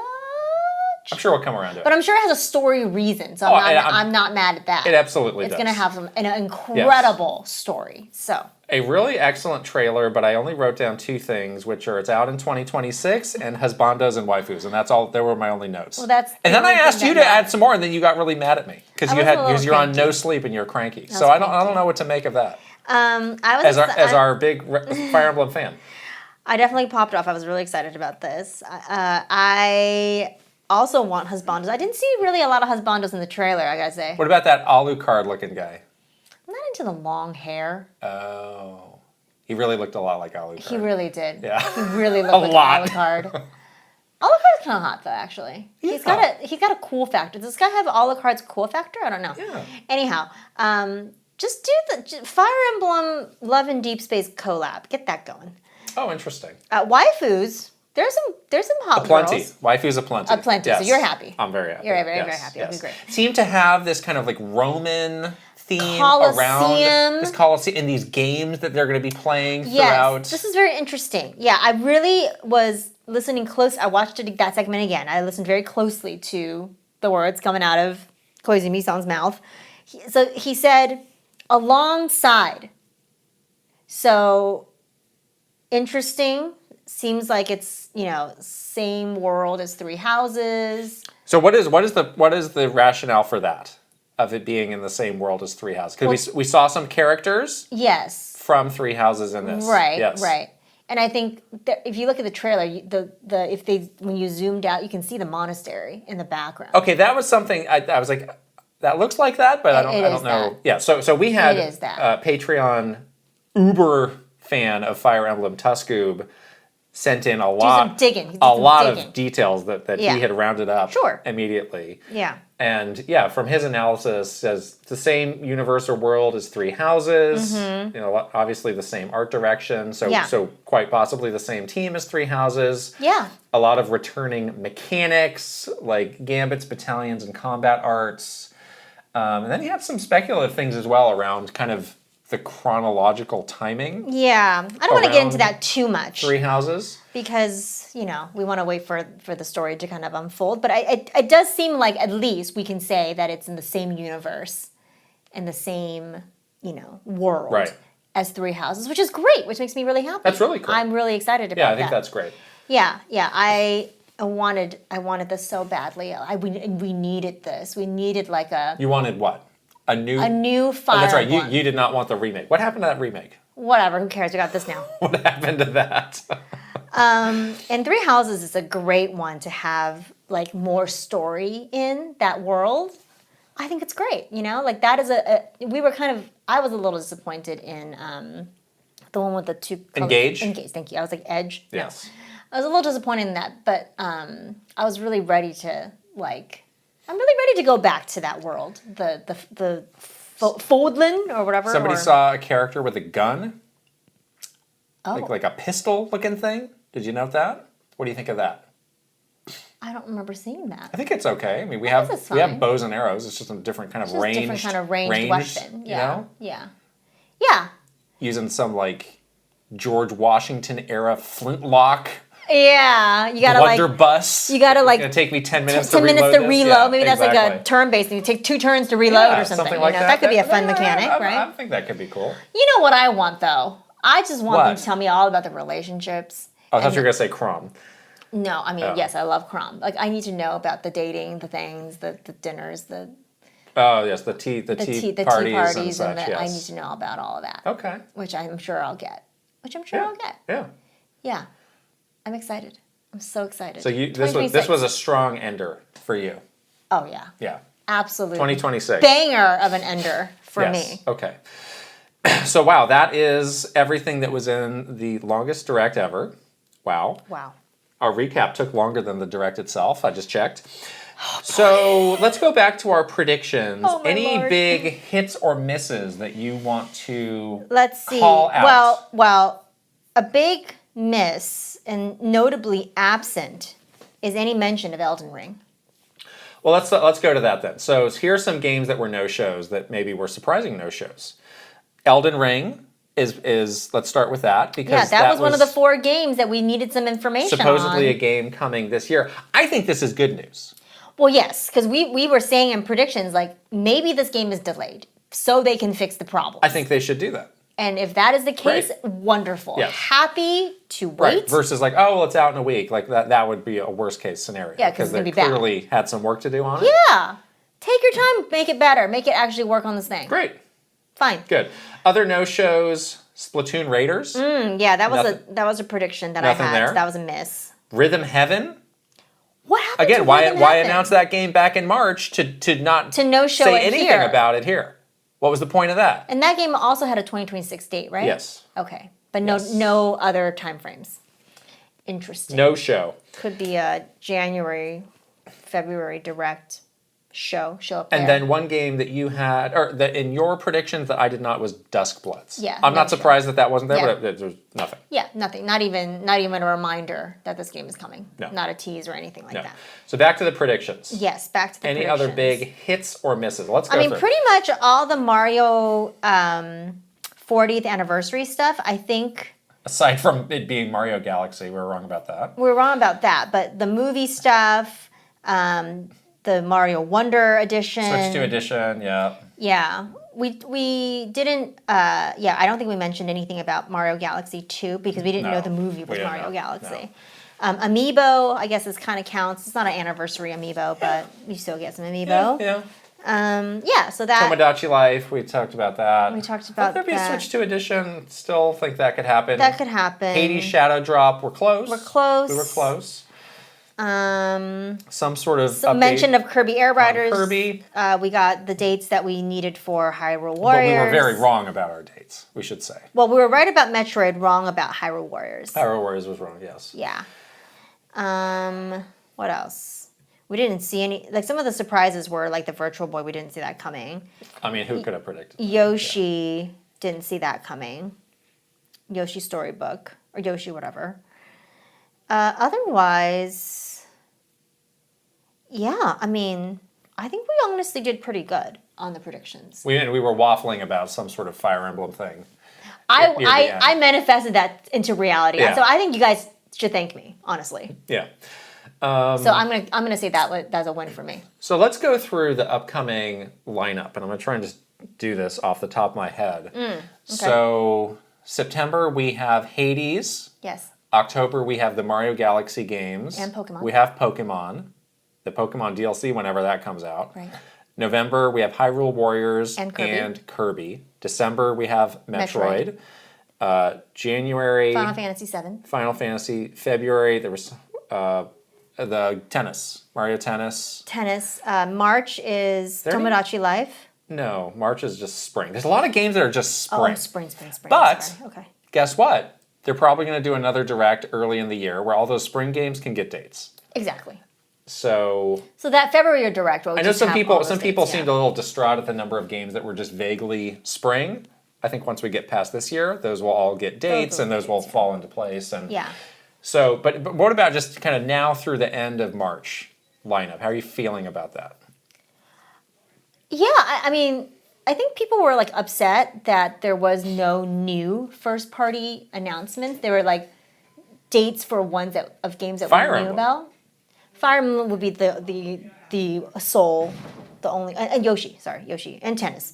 But I feel like the lineup is pretty like stacked. Yeah, you got about a game a month. Sometimes two. In some cases, two. Some big ones.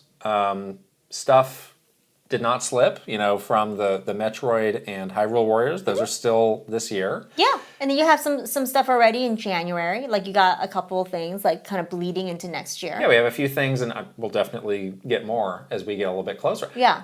I go back, again, like when we did our predictions, some people, we had some criticisms of like, I think you're underselling this. This is going to be the biggest Nintendo Direct ever. Like they've been saving all this stuff up. I go back to what I was saying about the just enough generation. Called it. They are going to give you just enough for every little increment of time to get by. Exactly. And they have no reason to empty the clip in a Direct and show you everything that's coming through the end of 2026. There's no reason because there's going to be another Direct. They'll give you just enough there. They have to save it. And they're going to inch you along through this whole generation, giving you just enough. This is the king of drip feeds. Yeah.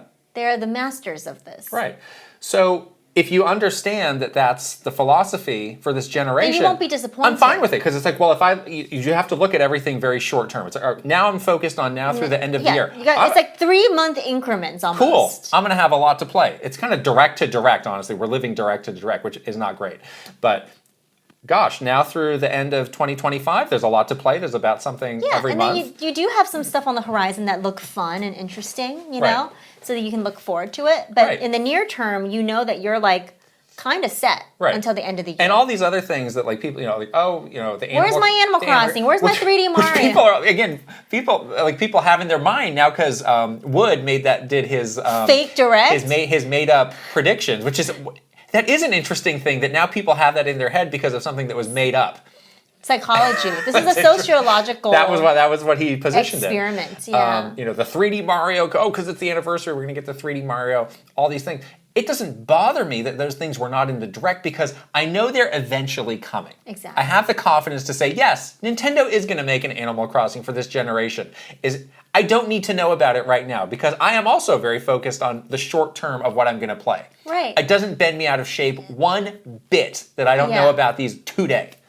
A lot of people are still living on that thought or that philosophy of like, I need this game to come out so I can justify buying the system.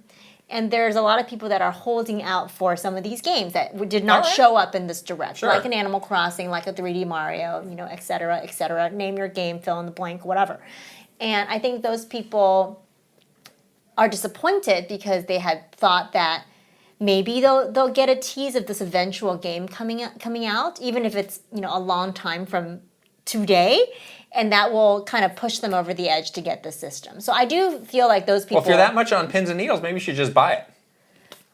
I'm not going to tell people how to live their life. Everybody's got different reasons. Everyone has... Exactly. That's exactly it. Everybody has different reasons. Right. But I do think, our predictions were very realistic because we really understand Nintendo's this is the strategy, especially for this generation. Right, and right now, what they need to do is have a strong holiday. Exactly, so that they're is what really focused on it. Yes, they don't want you to get you too worked up about something. Mm-hmm. They want to give you just enough for the start of next year. Be like, all right, well, once you get past the holiday, there's a couple things. And then there'll be another Direct, and then we'll have the next little wave of stuff. Yeah, in our predictions, again, we always start our predictions out with, what is Nintendo's goal for this Nintendo Direct? And we wrote out what the goals are, and it's very simple. It's drive momentum for this holiday. Make sure Switch 2 is successful. I thought the goal was to show that they're better than the Steam Deck.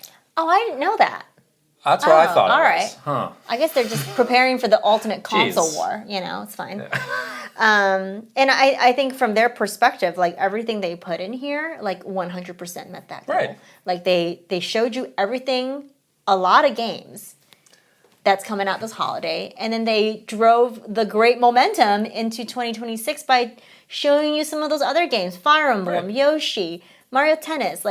There's got to be one out of the three there that you might be excited about. Right, and again, knowing how they see, the evolution of console life cycle, we're still very much in the quote, core gamer focus. Phase. So a Metroid game, a Fire Emblem game, again, a Hyrule Warriors game, all of that makes sense. An Animal Crossing game does not make sense. 3D Mario game also doesn't make sense. Immediately right now. Yeah. So, I'm not surprised that we haven't seen that, but I have confidence we're still going to get that at some point in this generation. Exactly. So it's going to take a couple years, glad but to wait. It's coming. It does seem like this detail of it being the biggest Direct ever kind of bit them in the behind in terms of the expectation management. Well, it's not their fault. They needed the extra time to put in the Mario anniversary stuff. Well, I know in our next episode you want to talk about... I do want to talk about this. Is the direct formula in need of a shakeup? Yes. Do you have to tell people how long it is? Save it. I know, but like that's a question that they should be asking themselves today. We need to talk about this. Do we need to do this? Yeah, some of the reactions were surprising to me from people after this direct. Right. And what do you mean? I thought it was going to be the biggest direct ever. I thought I was going to get everything I wanted. I know. The biggest direct ever. My summoning circle. It didn't work. I saw the headline. Biggest direct ever. Means it's definitely going to have everything.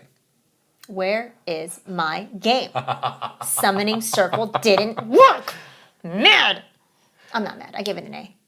Yeah, so we did snap grades at the end of our reaction. Yeah. You gave it an A, I gave it an A-. Would you like to... I'm giving you a chance to revise your grade now. I'm so happy. You're giving it an A. I'm so happy. Fire Emblem sent me. For what reasons? Fire Emblem. How did this earn an A? I think it was great. I really liked all the Mario 40th anniversary stuff. I mean, the prices of those games are a little... but, you know, I'll pick and choose what I'm going to pick up. Like some of those games in 2026, like we need to get back on drop the price, shouting drop the price. I think we're way past that, guys. The pricing stuff is concerning. Pricing stuff is pretty concerning. It's actually very concerning.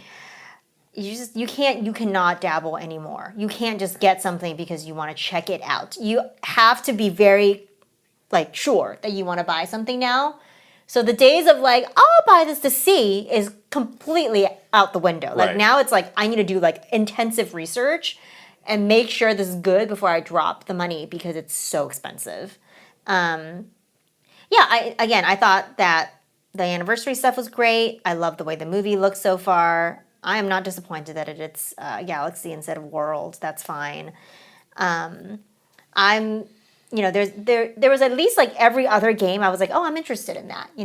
Yoshi, the Yoshi game looked really fun. Tomodachi Life, I'm excited about. Hades 2, I'm over the moon for. Literally, throughout the entire direct, there was a game that came up that I was oh gosh, I'm so, that looks so good. I'm so excited about that. So I thought that was really good. There was some stuff that I was what? But I don't need to get it. I don't need to get this Virtual Boy. It's fine. Whatever. And I thought the ending with all the great Capcom stuff and Fire Emblem was really strong. So for me, it's an A. All right. Yeah. I gave it an A-. I'm going to stick with that as well. Yeah. I did have to ding it because of the handling of Metroid, which was not ideal. Yeah. Especially in retrospect with that. I thought I was I could have dropped it because of this after the fact, hiding the prices, which is sneaky. Again, they do this every time, sneaky and weird. Yeah. But it's you know what? I'm just not going to buy that. So it's whatever. I was kind of on the fence about it in the first place, and guess what? I'm just not going to buy it. That's exactly my view of this now because clearly the prices are not getting dropped, and clearly, shouting at them is not going to change anything. This is literally the way that it is. So it's up to us now to make our own decisions, our own purchase Nobody has decisions. to buy anything. You have to be the one to justify whatever is worth your money. Nobody has to buy a game because it's on a game key card and I need to send a message. No, we all have a limited amount of money to spend. And time. On this hobby. Money and time. So buy the stuff you actually want and want to play. Yeah, and I am happy that, the Virtual Boy thing is it's kind of a dumb thing, but they really didn't have to do that. So I do appreciate that they're not just we're just doing everything that's going to milk money. Yes, I'm getting milked to the tune of $100, but it's yes, here's a weird little olive branch to these group of sicko longtime fans. The Virtual Boy, you remember that? And most people would be what was that? I don't know what this is. This is stupid. But it's oh yes, it's a little historical. It's the weird Nintendo stuff that we like and appreciate and want to continue.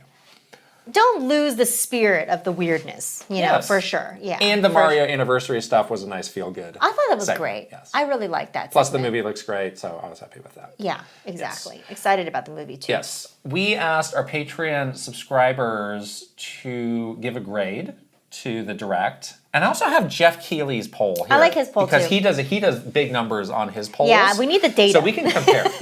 Let's actually start with Jeff Keighley's and then we'll... that was 3 hours ago. Look at it now. No. Oh. It's the same. So Is it? Jeff Keighley's poll was 23% gave it an A, 35% gave it a B, 23% gave it a C, 18% gave it a D or below. Jeez. Hateration. Okay. Haterade? Our communities are a little different. Our community and Jeff Keighley's. So ours on Patreon. Yeah.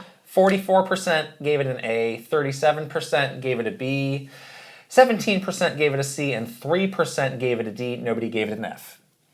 Let's read some comments. Really a bit more Bs than I would have suspected.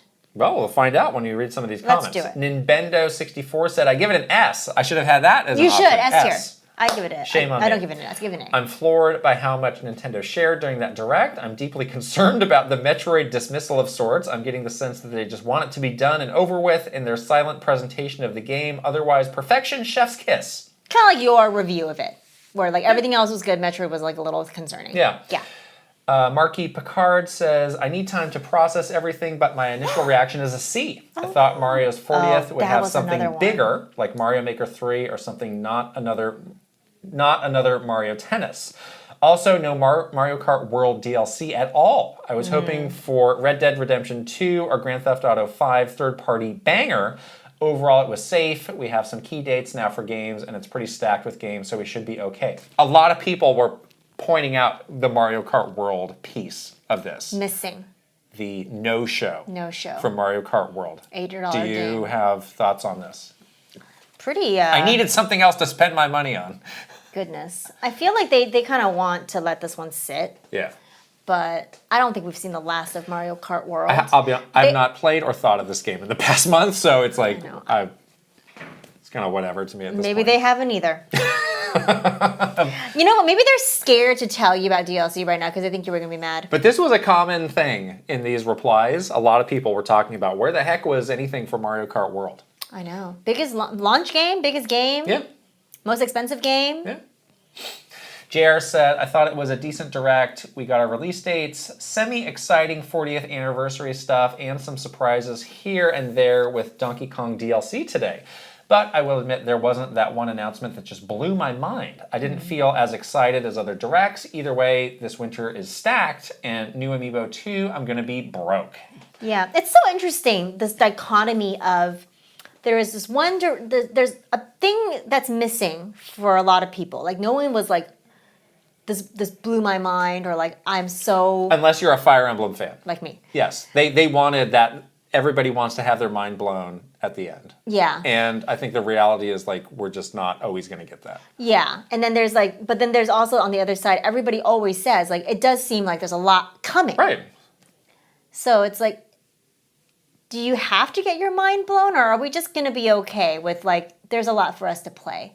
We have to get our mind blown. That's what it is. I guess if Fire Emblem wasn't at the end, I wouldn't have given it an A. So if it just ended with Resident Evil, what would you have dropped it to? Probably a B. All the way down to a B? B grade, yeah. Maybe B+. Jeez. It's tough. And then finally, Riven says, Samus on a motorcycle, S++++++. 5 pluses. 5 pluses. 5 big old pluses. Maxed out, wow. Wow. Okay, I'm interested. Let's see what happens. I have an open heart for the motorcycle. Oh, for the motorcycle, yes. Yeah. Yep. I just want to tell us literally anything more about this. Exactly. At this point. What's it? V-O... What's the name of this silly thing? Viola.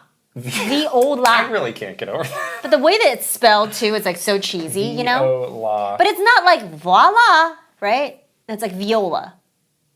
That would be V-O-I-L-A. Voila. Yeah. Not this viola. is viola. V-I-O. Right. Like the instrument. Like a viola. Viola. Yeah, viola, yes. Yes. Whatever. We're moving on. I don't want to say that anymore. Let's move on to the games we're playing. Quite a long list. You, right before we are recording this, we're playing some of the Donkey Kong DLC. What is the proper name for this again? I'm searching frantically for it. Emerald Isle something. No. DK Island Plus Emerald Rush. Emerald Rush. Gosh. Blah.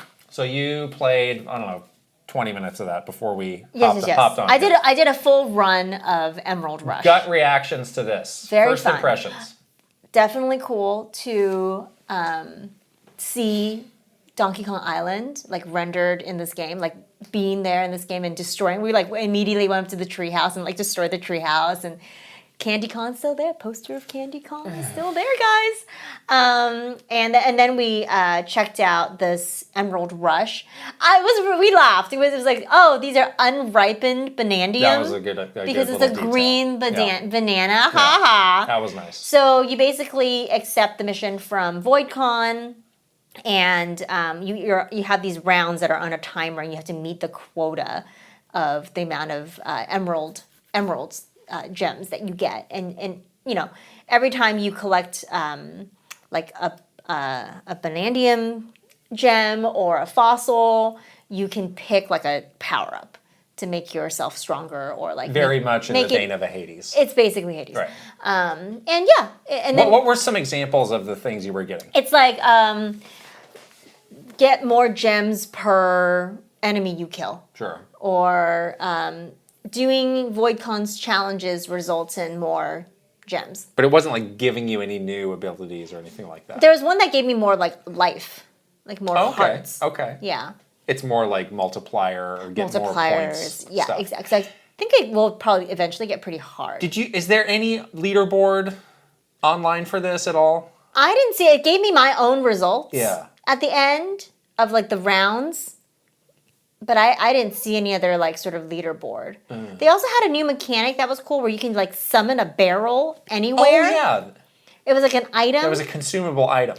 Of a barrel, and you can just summon that anywhere, and then you can aim it. Yeah. How did you aim it? Was it motion? Up and down. No. I didn't try motion, but I don't think so. You can just and then launch yourself into other parts of the terrain. Of the and that is only in the Emerald Rush? Yes. That item? Yes, I believe so. I kind of would like that in the normal game. I know. That so seems kind of neat. Traverse around easily. But yeah, it's really fun. It's really fun. I think it's a nice way to get, you back into the game. You can explore DK Island, which is fun. All the characters are there as well. Like Ramby's there and Cranky and so on and so forth. And then you can like do the Emerald Rush and other layers, like you were saying. And that's a good excuse to go back to those other layers and explore that really a bit as well. Yeah, so I really liked it. I thought it was super fun. I'm definitely going to be going back and playing more of this. What did you think of the depiction of Donkey Kong Island?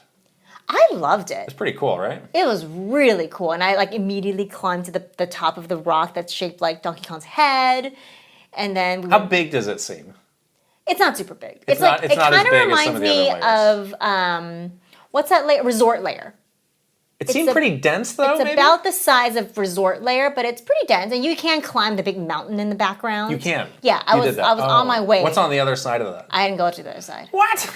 I ran out of time. Oh. I gotta go back, okay. Explore some more. Huh. But I liked it. Nice. I liked it a lot. Yeah, that's neat. That was a fun surprise. That's very neat. Yeah. Well, let's talk about the game of the hour, which is Silk Song. Yeah! Wow. Which we're going to be talking about when we get to our news segment, because this game is breaking records. All the records. But we have also been playing since it came out. How far would you say you are in this game? Maybe like 12 hours in. That's about where I am too, and I actually put the game down. I think we both did a couple days ago, because we got to start playing Metroid Dread for our spoiler cast. Yeah. So I just found like a good logical point to put it down, but I do think I'll be back. Yeah. I definitely got to a part in the game where it was getting pretty challenging, and I was getting like kind of worked by the enemies. I thought that the beginning chunk of the game though was okay, like in terms of difficulty. Like I was doing okay on those like first few bosses. I got through the bulk of the first few, the beginning areas. Yeah. I had gotten a variety of new power-ups. I like got the dash move. I have the thing where I can float, like the umbrella. Your cloak becomes an umbrella. Yeah. So I had gotten a fair amount of like new little power-ups for Hornet, which was nice. And I got to that like gloomy docks. Oh, that one, yeah. What is it called? With the birds. With the birds, the section with the birds. And I'm a little lost. I was a little lost in there. I think that's a tricky one. I think that there is a boss like right after where I'm kind of stuck a little bit. There's like a room of enemies, and I'm like a little bit stuck there. And so that's where I stopped. But I really like it. I think it's really fun. I like the exploring a lot. That's like probably my favorite part is all the exploration and like going back and finally figuring out how the map worked was very important because that's been helpful for all the exploration. And I was telling you, like, I don't know, maybe I'll go back and just like grind for rosaries and try to open some of those locked doors with those keys that you can buy and see what's behind those. And, you can, yeah. And just kind of explore a little bit more and, you know, take a non-linear path. Yeah. The good thing about it is very similar to other games that are very difficult, like, you know, like an Elden Ring or something. Like, if you can't get through that part, just go do something else. There's a lot of optional stuff. Exactly. Like optional areas even. Yeah. Optional bosses that you don't... But you don't necessarily know in the moment if it's optional. Or not. So you could be in just like, I'm gonna, you know, get hard headed and be like, I'm not gonna run away from this boss. I'm gonna do this, and then you find out like I totally didn't have to do that. That happened to me a couple times. Yeah, but it's fun to do it anyway. No. It's a fun challenge. Yes, I got a little bit further than you did. How did you feel about the platforming and all of that? Because I know you sometimes struggle with platforming. You got good. I got good. Okay. Like those bouncy flower doohickeys. Yes. No problem now. Oh. I'm good. I'm okay. So you can get these things in the game that change your moves of all your attacks. Right. Did you get any of those? I did not. I think they're called crests, I believe. Yeah, I did not get that yet. Okay. I got a couple of those, and I actually, and unless I find a better one, I think I'm permanently switching to this other one. I just kind of like the flow of the attacks a little bit better. And that down attack, so the base one goes at this angle. At this kind of unusual steep angle. Yes. Attacks down, and you have to bounce off of these flowers to get around a lot of the areas.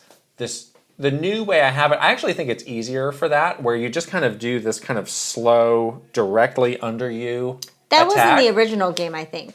I think the original game had more of like a pogo attack, where this is like you're still slashing, but it just goes directly underneath you, and it hits a pretty wide area versus like the more precise stabby thing that she's doing. I wonder if I would have to relearn that mechanic, though, if I changed the style.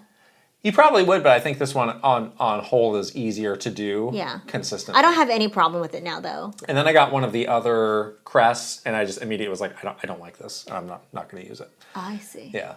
Interesting. So those are kind of... It's kind of cool that you can do that, Your mileage may vary depending on how you like to play. You can upgrade the needle as well.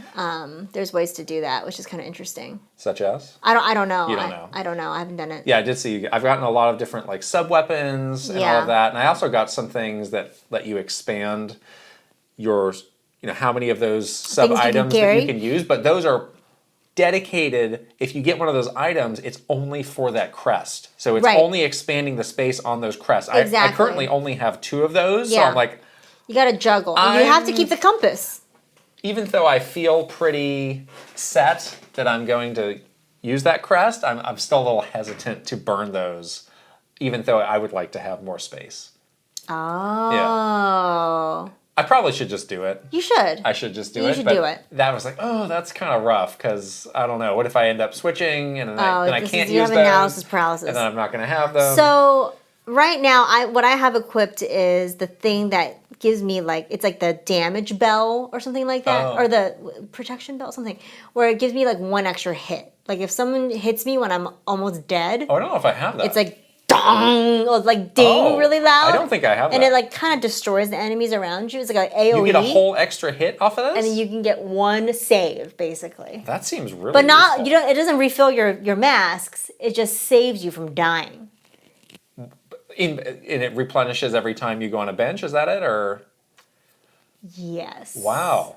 I gotta get that. That seems useful. Yes. I found that seems really useful. I found that somewhere. It was pretty cool. So I traded that in for my lava one that I was using. Yeah, you don't always need that. Yeah, I was out of the lava area. I was in the gloomy area, you see. You don't need so that. I needed like every hit I could eke out, I'm glad that I took a break where I did, because I was starting to have a feeling of, I'm like you, where the thing that I like doing the most is the exploration. I really like the platforming, and this is really good.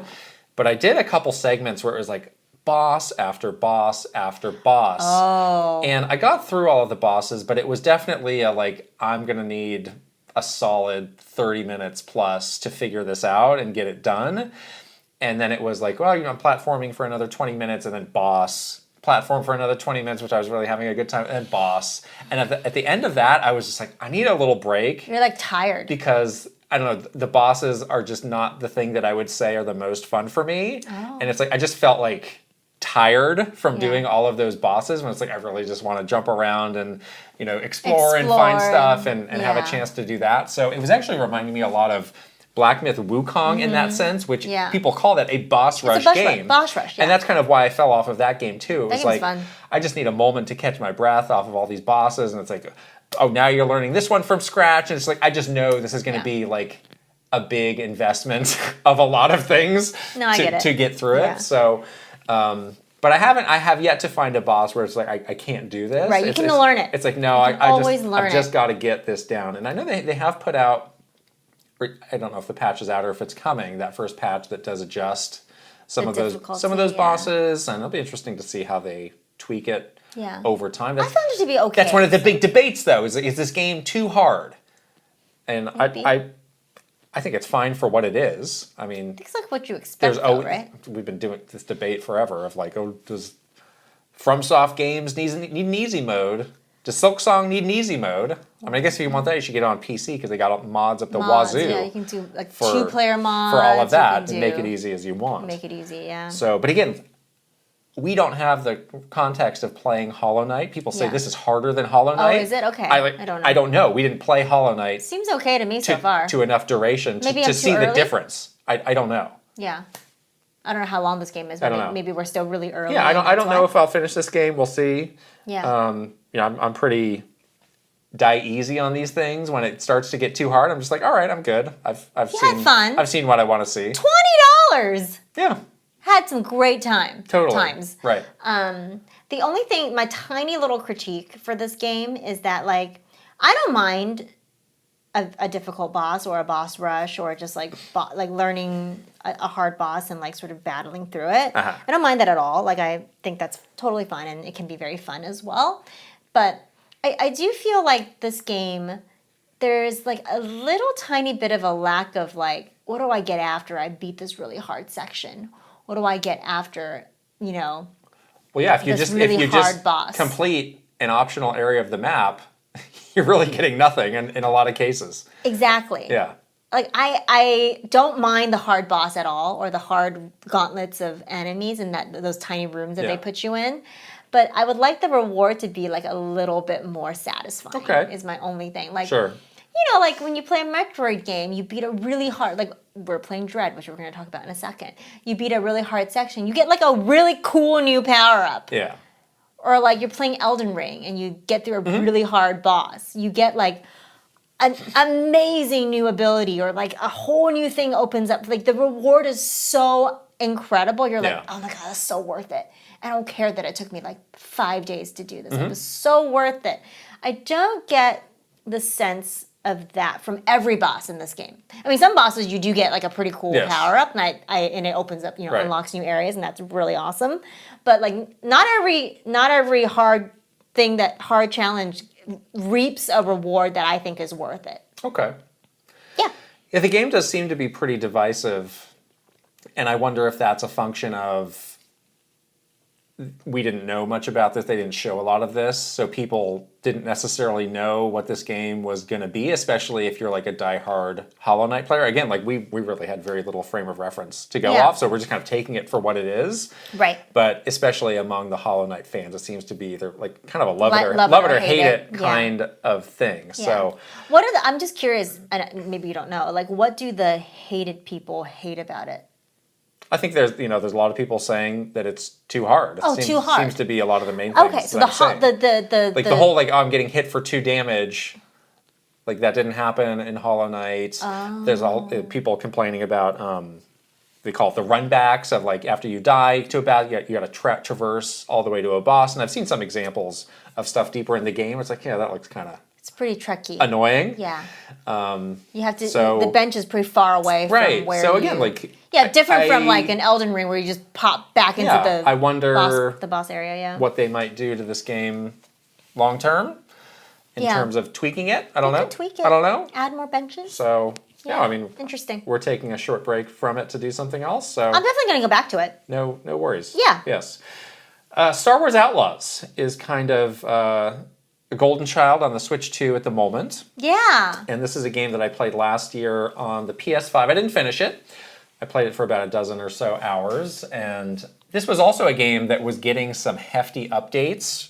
They were updating a lot of things about the game. Yeah, there was some like things that you didn't like at all, like the stealth. How stealth worked in the game. So I put it down and I was like, well, I'll come back to this, and I just never did. So I'm actually glad that this game is on Switch 2, and this game actually has a really nice feature where you can import your save. That's so every game that is like an older game coming should do this. I forgot to mention Hades 2. If you had been playing on the PC in the early access, you can import your save to the Switch 2. That's amazing. Star Wars Outlaws, though, so yes, I imported my save. I picked up right where I left off. There was a lot of confusion leading up to this launch of like, how does this game run on a Switch 2? It sounds like some of the versions that they were showing of this game pre-launch were pretty iffy, and that maybe this game kind of took shape pretty late in the process. Okay. Which again, kind of, I think these publishers need to think harder about how they're showing these games. Yeah, again, like you don't need to show it now if it's like bad. Yeah, I don't know. It may be similar to what's happening with Elden Ring now, where they had a first version that we saw that was terrible, and then I know people were saying at PAX, maybe this is better. But that's only a week apart. Like what? I know. Why would you show something a week apart that was that bad? Yeah. I don't know. Whatever. But anyway, it is very impressive on the Switch 2. It's got all sorts of technical details that I don't know the names for. We're not Digital Foundry, so I don't know. Ray tracing? Sure. Give me the 10-minute explanation of ray tracing. It's called producer Steffi. She'll tell you. Yeah, I don't. She works at NVIDIA. Yeah, I don't know.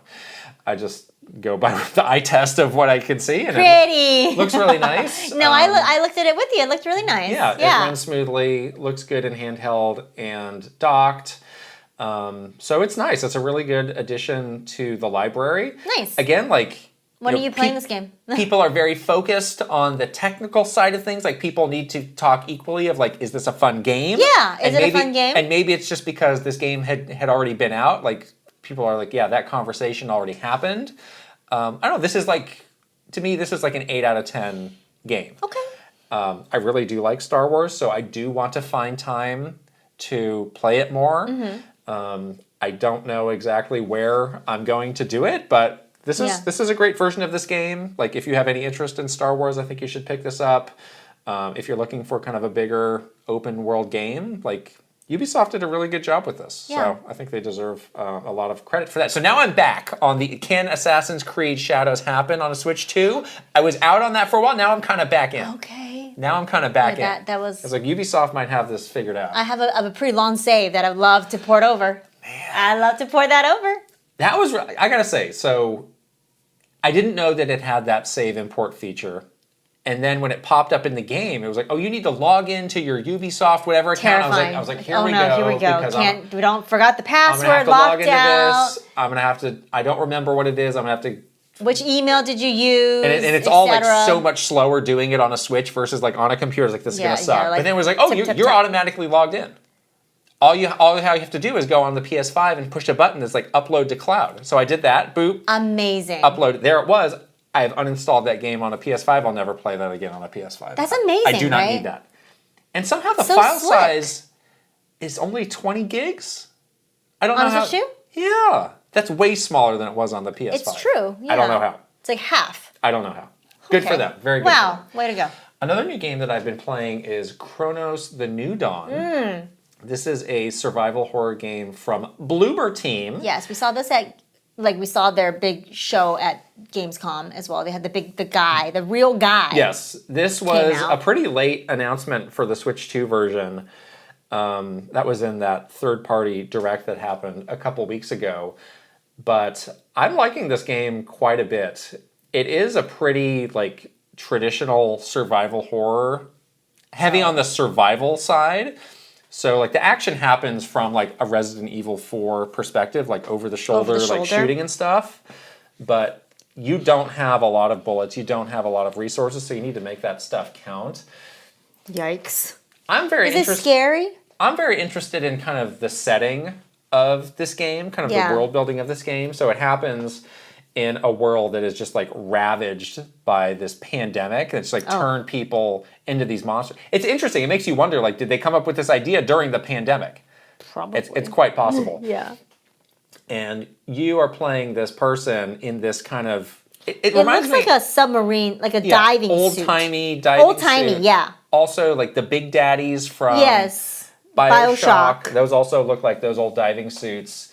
And I'm not far enough to have all the details on this. I've only played this game for a couple hours because there's so much that we've had to play. There seems to be some element of time travel in this game. It's called Chronos, for one thing. Okay, well, there you go. You'll find these like time anomalies that you have to interact with, and you seem to be part of this group that has been sent to this time period to, I don't know what the ultimate goal is. I don't know if it's you're trying to reverse this pandemic or you're trying to get some information or whatever, but they kind of send these people in one at a time, because the first thing I have to do is I need to go find the guy who went in before me and then continue on through. Is that guy dead? He was in bad shape, yes. So... Oh, no. I think it's a pretty interesting... It's an interesting premise. It's an interesting premise that I would like to continue to play. But again, I just have to find the time. And I do kind of wish that this game had an easy mode. It doesn't. Because A, I'm scared. And B, like the whole like ammo management like is a little bit stressful of like, oh, I can really screw this up if I just miss some shots. Miss a shot. It does have some interesting mechanics with the enemies. The enemies just look like these big, scary... You know, they don't look like people. Like, they look like these big, gross, monstrous... Yeah, monsters. ...kind of things. Yeah. All the weapons that you get, you can, like, charge up a shot to do, like, a power shot. It doesn't cost more ammo, which is nice. But it just takes time. It takes time. So, as this thing is coming towards you, it's better like... decide, You need to manage your space really well. Like, you have some melee attacks, but they're not... Strong. They're not very good. Also, if the enemy comes across a fallen enemy, they can like merge together and get stronger. Ooh. So there's mechanic of like you need to burn the dead enemies to get rid of them. Otherwise, they can power up the enemies that you find. I thought that was an interesting mechanic of like you need to dispose of the bodies. Of these. Also, I have like a stomp move. I'm like, can I just stomp this thing and make it in the head, turn it into gook, and stop it from getting fused? You can definitely stomp it and it makes some gushy sounds, but I don't know if that actually works that way. How do you get the fire? Well, that's, again, a very limited pickup that you're getting. So it's like, well, there's 4 dead things here. Which one are you going to burn up? Oh, because you can't burn all of them. There's a lot of stress on I can't do on the resources. I cannot do this. Is the thing. But again, like I'm so intrigued by the story. I want to keep going. So is there an easy mode? No. Oh. I was here. You saw me. I was like, please, where is it? There's not. Oh, no. There are some nice touches for the Switch 2. You can have motion aiming. Okay. That's how I was playing. Nice. Worked really well. I was getting very precise with my charge shots. Especially if you only have one bullet. That's There's also very mouse important. aiming with a mouse. Okay, have you tried that yet? So I did try that. And? I think I like the motion aiming a little bit better, but I appreciate that being there. Again, not Digital Foundry. I thought it looked and ran pretty nice on the Switch 2, so that's great. Yeah, Bluebird Team's been saying some interesting stuff of, you know, they love Nintendo, they love the Switch, they want to be involved on there, which I think is cool. Yeah. They're definitely a studio, like, on the up after the Silent Hill 2 The remakes were so good, which people loved it, so that's cool. So they're good at this. They are very good at making horror games. This game maybe, I don't know, this game might be getting a little lost in the shuffle with all this other big... This game deserves attention. There you go. This game is good. This game is good. Spooky season is coming up. This might be a good one to put on the list for October. Yeah. You beat Death Stranding too. I did. Oh, good. I was so proud of myself. Why? I don't know. I was like, am I going to be able to do it before all these September games come out? You said the ending made you cry? I totally cried at the end, which I was very surprised by because I wasn't sure. What happened? Well, the baby? I won't tell you so I don't spoil anybody, but I wasn't sure how it connected to the character in the game I was going to be since I didn't play the first Death Stranding game. Norman Reedus? Norman Reedus. Yeah, Sam. I love Sam. Okay. I love Norman Reedus. He's very good. Very good. But yeah, I was a little worried that everything would just kind of go over my head, story-wise and character-wise, because I, again, didn't play the first game. But they did a great job of, like, for me at least, like, I thought that they did a great job of kind of reintroducing people and the story for this one. And I watched a bunch of explainer videos for the first game just to like, after I beat the second game, just to make sure I didn't miss anything big. That's a good idea. I actually didn't need to watch that many explainers for the second game because the story like made sense. Like it was like well done in a way where it was like weird and strange in his Kojima way, but like it actually, like it worked. Like it was very like, it tied it up at the end very well. Good. And everything made sense. And I was like, oh, this is like really well done. The gameplay I love. It's very relaxing. Just chill and walk around with your big backpack on and like do like a lot of like route planning and stuff. So I enjoyed that a lot. And the ending was so good that I legit cried. I was like, this is so good. Like how long was the ending? Cutscene. Maybe like 10, above or under an hour? I was gonna say like 15 minutes. Maybe? Wow. Okay. 15, 20 minutes maybe. Because you do like a big thing, and then you see some stuff. You see some stuff, and then you like do another another like little gameplay thing. You do some stuff. Like you are playing. You see some stuff, yeah. And then they show you like the full ending cutscene. You're like, wow. All the loose ends get tied up very neatly, very clean. And then I was like, I so get this. And like my heart was like, oh my gosh, like this is beautiful, like truly. And I cried. I was like moved. I was like, this is very well done, truly. Okay. I was like, this is high on the list, Goaty. Wow. High. Wow. Very high right now on the list. I'm surprised myself because I didn't think that I would. Picked it up on a whim. Really. Picked it up because I was bored. Yeah. Because I didn't want to play my Switch 2 because I was bored. And now you're back just in time. And for some games. So I'm perfect. To play Chronos. I know, I'm scared. I'll virtual game card that to you. So I finished Death Stranding, immediately moved to Silksong, played that for about, like 10, 12 hours, and then now we're on Metroid Dread. Yes, which was our last game. It's so good. Immediate memories, impressions of going back to this. I haven't touched this game since we beat it in 2021. 21, yeah. Yeah, I literally turned the game on, and it was like, you've unlocked nightmare mode or something. So that's how you're playing, right? Must have turned it off right after I beat the game. Yeah. My original save file was 17 hours of me beating it. It's interesting because when I see you on my friends list... You mean when you're trying to stalk me? It says that you played for 45 hours. That's not true. And I don't know what happened there. I did not play for 45 hours. Then why does it say that? Mine says 17 hours. The machine would not lie. You would. I can show it to you. But... Did you fall asleep with this thing on it? I definitely play it in bed a lot, so maybe I did fall asleep. I 100% am not playing in nightmare mode. I'm playing in normal. Regular. And normal is already very hard. This game is legit hard. Like, truly hard. That's fine, though, because I really like it. And it was kind of fun, actually, playing this game immediately after Silksong. Because, yeah. Metroid. It's interesting to compare, yes. It's very interesting to compare. And I'm not saying like one's better than the other. They're like different games, obviously. Right. But this game is just so clean. Like everything is just so well done. Yeah. Like the precision of the platforming. Yeah. We talk endlessly about the wonders of the melee counter and just the feeling that haven't seen that in Prime 4 yet.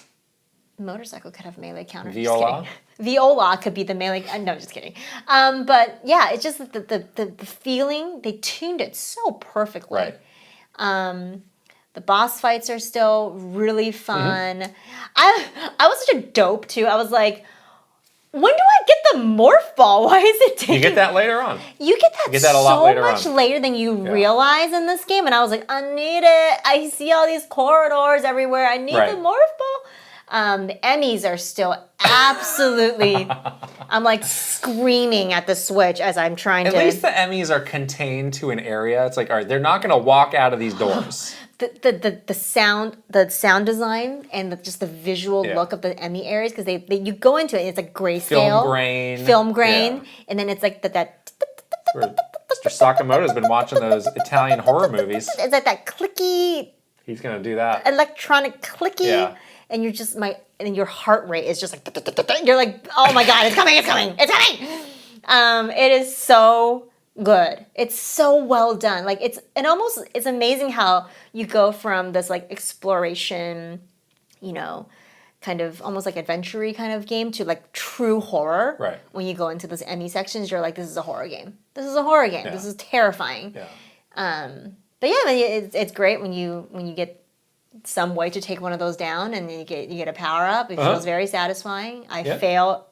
It's like every Emmy takes me like 40 tries. Oh no! Like it's like so hard, but it's okay. It's very fast to get in and out of those areas. It's all good. Yeah, I love it. I'm so in. Well, gosh, I love it so much. I don't have too much more to add. I think you're a little bit ahead of me, but I really am trying to answer this question with this playthrough of, do I like this or Super Metroid better? Yeah. Because that was the comment when we did the Super Metroid spoiler cast of like, well, I actually prefer Dread better, which was kind of surprising to me because I never even considered that. So I'm really trying to, because we played that game again this year as well. It's still pretty fresh in the mind. Good too. I want to get to the bottom of this. I do too. That's kind of my personal goal here. Yeah. The one thing I know Super Metroid does better is music. Metroid Dread music is, it's a little lacking, but otherwise clean, just super slick. Well, this might be the last we talk. I mean, this game is not that long. No, we're probably going to stop talking about it and then save it. Everything else for the spoiler cast. I'm so glad because now we do have a date for Metroid Prime 4. And it can march towards that. That can be a December spoiler cast. That's the December spoiler cast. It's so early in December. Obviously. So there you go. All right, Mark. Wow, how many? So we did Metroid Prime, Super Metroid. We'll have done 4. Prime 4 Metroid games in. So a third of all spoiler casts this year have been Metroid games? Love it. Love to see it. That is something. That is really something. Wow. I love Metroid games. That's great. This one's got a better hit. It's good. Metroid 4. Yeah. Oh, baby. I'm fresh. Is this going to be your new brothership? Metroid Prime 4? Oh, let's not jinx it. Come on. Let's have a positive attitude. Have an open heart. I don't know. Let's have a positive attitude and an open heart. All right. Let's also move on to the news. Let's go back to Silk Song because there's a lot happening around this game. Yeah, look at Talk of the industry. So we made a joke in our last, in some video. It was the video like right before Silk Song came out, the last podcast. We were like, it should be fine. Oh, the eShop will be fine, and it's strong, and it totally tanked. It very much was not fine. It's so funny. This game basically crashed every storefront, including Steam, which is when it very first came rare. out. For, I think there was about an hour where the eShop was down. Yeah, I got real lucky because I didn't download it at 7. I downloaded it at 8, and it was I think by totally then fine. it had equalized, but there was just a mad rush. Yeah. This game was not available for pre-order, preload, pre-nothing. It didn't have any preloading. You kind of had to do everything at the same time. Yeah, totally. It has had a peak on Steam of about 560,000 players, which would put it at as a top 20 all-time game. Wow! In terms of the Steak peak, this Alinea Analytics put together some of these little factoids that are pretty interesting. So it's had 5 million players across all platforms, sold 3 million copies on Steam. On Steam, it's made $50 million alone for this small team of dudes in Australia. 3 guys. We talked about the peak number of players. Wow. Common games also played by Silksong players, 78% Hollow Knight, 36% Dead Cells, 32% Celeste, 30% Ori, Will of the Wisps. Wow. And that number's just going to keep going up. Look at that. That's incredible. Did you expect that this launch would be this big? I thought it was going to be this big. I just thought the storefronts were stronger. I knew it was going to do massive numbers. My thought was not that when we joked around and said that, it wasn't because we thought that this wasn't going to do numbers. It was because we thought that the technology had made these shops, the storefronts, more stable. I was like, oh, they fixed the eShop. It should be fine. I had no doubt that I was going to do, many millions in the first, in the first couple days. Right. So a lot of people have been saying, like, oh, this is the new path to success for indie games. Do exactly what Silksong did. What is exactly that they did? I don't know. Apparently do no marketing. Apparently just doodle around and take your time and whatever. I mean, you can maybe make a good game, though. There's a lot of games that have taken the Silksong path that are on Steam. There's a ton of them. Just nobody's ever heard of them. It's called 99% of those games. Nobody has heard of them. So I don't know. I think this is just a lightning in a bottle situation. Obviously, it's very it's built on the back of the back of the first game. Yeah. Right. So Yeah, I just don't know because people have been trying to get like, what are the takeaways from this? And I was like, I don't know if there are really any applicable takeaways for other games or studios. It's very customized for this particular instance. And yes, it is built on the back of, so we should actually be examining the success of of Hollow Knight. What did they do? That's the better one to look at. What did they do to make Hollow Knight such a huge success? Because this game is built on that. I actually watched an interesting little YouTube documentary on the making of Hollow Knight because I frankly didn't know the story, and it was these guys in Australia who kind of knew each other, and they were doing these game jams on the side, and they were making stuff. They were making small games that didn't really look like anything special. Some of them even had the characters from Hollow Knight in them, doing other stuff, and they were like, well, let's do this full time, and they all quit their jobs and started the studio, and then they just kind of worked away, and then Hollow Knight was the result, which was a huge step up from what they had been doing before, which is just a really interesting story to just come out of nowhere like that. Yeah, that's awesome. It's like they found in each other what the others needed. Yeah, some special formula. Some special formula of teamwork, of coming together, and having these shared ideas. Right. And then output it in a way that becomes that. And they had footage of them, like, doing what every other indie dev does. Like, we're at PAX, we've got the tiny little phone booth of a booth. Sure. And we're trying to do our thing, and we're trying to make it happen. And, they ran a great Kickstarter, and they had it going, and they just took off from there. Yeah. There's a lot of factors that play into all of this stuff too. Look of a game, type of game, moment in time. Like there's so many factors that it's very difficult to replicate. I think. So it's more so the lesson is like make the most of the thing that you have. Right. Understand the audience for the thing that you have and try to get there. The other talking point for this game is this bad for the industry? Is this game setting a bad precedent? Not everybody can price their game at $20. Right. This game, they could have priced it a lot more, but they chose $20. Is this bad? Yeah. I mean, again, this is one of those things where it works for them. They really understand what works for them. And they stuck with their gut and did what they knew would be the right decision for them. So I don't think it has anything to do with anything. It's just so I've seen some people saying like, oh, well, they should have really considered the rest of the industry when they did that. It's like I don't know. Would you have considered? These 3 guys in Australia, they got to look out for themselves. I mean, they just made $15 million. I mean, some of these takes, you got to wonder, like, is this something that somebody believes, or is this just something you're throwing out there? Throwing out some like controversial take, just to like get on the board. Yeah. Like, come on, lame. I'm sure we'll have more to say about Silksong, but not today. Nintendo has a new patent. More things where they can sue people in the world of patents. This is a patent that Nintendo and Pokemon also share. And this is a patent on a game mechanic of summoning a character and letting it fight another.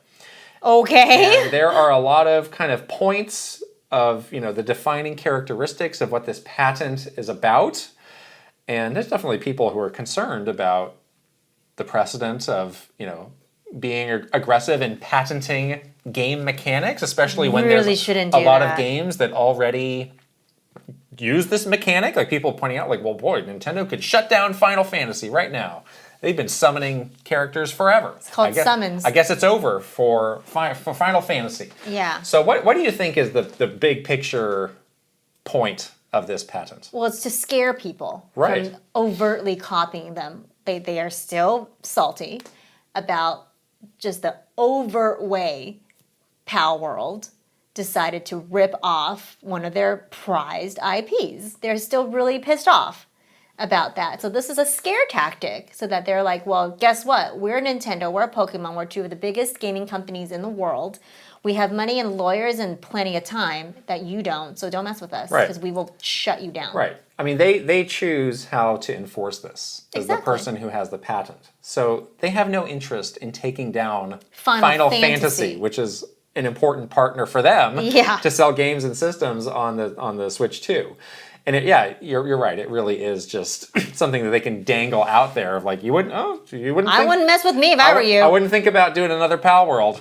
Yeah. Would you? This is dirty, man. So it's underhanded, but this is the side of the company that definitely exists. I don't like this at all. Yeah. I think this is really dirty. I think that like patenting creative ideas and like the way someone can, you know, this is such a generic thing, like summoning a character and letting it fight another. Like so anybody can come up with a spin on that idea. We don't know, you know, if there was a moment where they're like, oh, we're going to take this to court. We don't know how well this would hold up. Yeah. And it would probably depend on. But still, they could like bury you in legal fees. The game in question.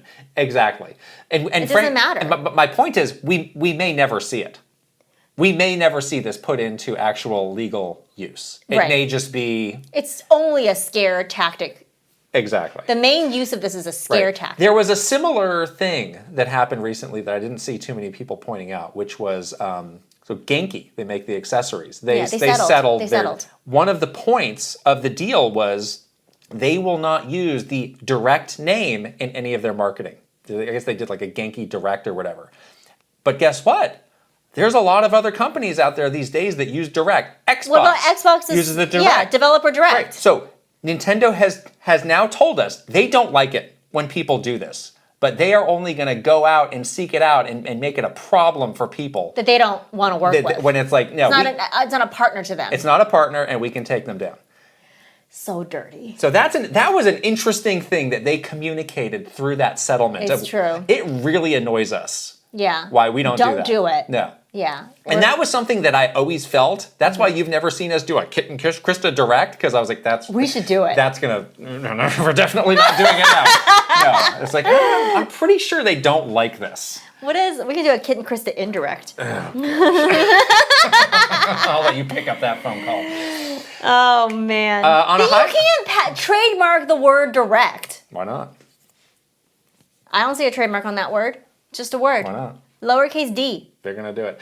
We are going to end on a high note with some news. Nintendo has made, and this was hinted at or spoken of in the Direct today. Yeah, very cool. They have expanded the Nintendo Museum. Yes. So now... this is what we wanted all along. On the second floor, they now have a thing they're calling the Art Gallery.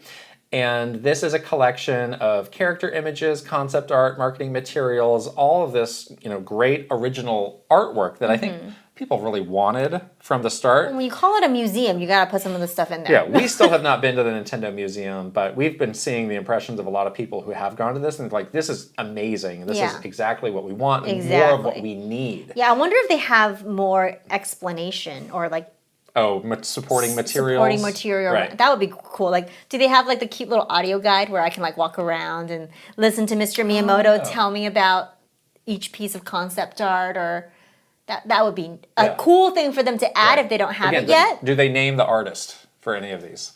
I don't know. Probably not would be my guess. Yeah. This is very cool though. I would love to see this. But something people have said, again, this is kind of the only image, and I don't think they allow photos up there. Oh, why not? Can you sneak one?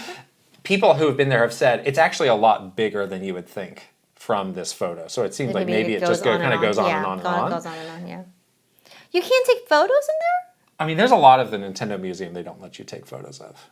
Can you pretend like you're walking with your hidden camera? I did that when I was in France on my last vacation. I went to go see the Bayeux Tapestry, which is this interesting historical thing. And, you go into this very dark, kind of arcing room. They don't want you to do, like, flash photography. No, they were like, no photos at all. And guess what? I did one. I did one of these. Nobody knew. They're not looking out for that, though. I bet they got people here, like, doing a lot of this. What if it's a hidden camera? I bet they got those, too. Wear it on my chest. No. I mean, I have not seen a photo. Again, I bet people have tried. I'm going to go. Nope. I'm going to go sneak photos. Oh, jeez. And then I call it... While you're filming for your Kit and Krysta Direct? I'm gonna call it a Krysta Indirect, Nintendo While you're summoning a character in the background? I'm going to summon a character and then have it be my pal. Oh, good. And then I'm going to have that character take a sneaky photo of the Nintendo Art Gallery and then call it a Krysta Indirect. Perfect. Your punishment will be playing Resident Evil Requiem on a Virtual Boy. Let's move on. We have only 2 questions from our community because this is running long and we're very tired. But these are relevant to the Direct, so let's check these out. I should say, we did a special bonus Q&A this week, which is out on Patreon to a lot more tiers. Any paid tier can get access to this, so hopefully people check that out and just get a taste of what the bonus Q&A is.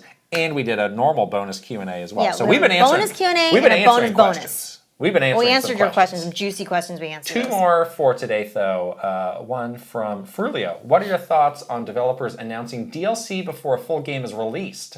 Do you see it as a bit disingenuous or just part of the business? Well, you had to deal with that directly. One of the first examples of this. One of the first examples with Breath of the Wild. Yeah. Tell us about that. And they were like, well, we want to announce the DLC now. I was like, okay, can you...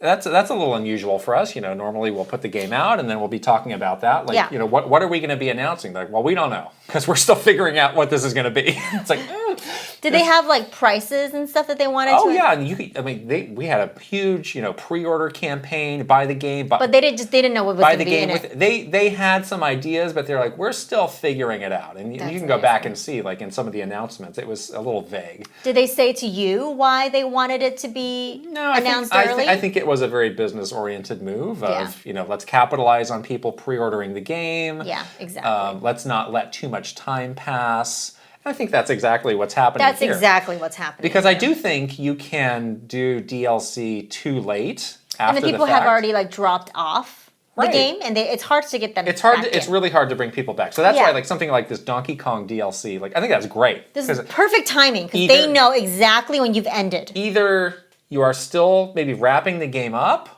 or you just finished it and it's still kind of fresh in your mind versus I have mentally moved on to something else. It's actually, they timed that one absolutely perfectly, and they're having it just shadow drop during a Direct when people was like, Nintendo hype is kind of high. It was brilliant. Brilliantly I actually don't super mind this. It helps me kind of budget in my mind of what do I want to get into for this game versus oh, and now we have this. It's like, all right, I didn't know about this. I've actually moved on to something else. Yeah. That's we play a lot of games. That's not the. We just don't have limited time. That's not what everybody deals with. Yeah. But in terms of just mentally and monetarily budgeting what we got to do. Yeah, exactly. Yeah. I think the thing that people always feel a little ick about is if you have this new content done or ready to go. In the case of Zelda, that was not the case. But people think when you announce DLC for something, it means that you have it all done and ready to go. Well, this is the argument from 20 years ago. Yeah, why didn't you put it in the full game? Right. That's that same argument. Right.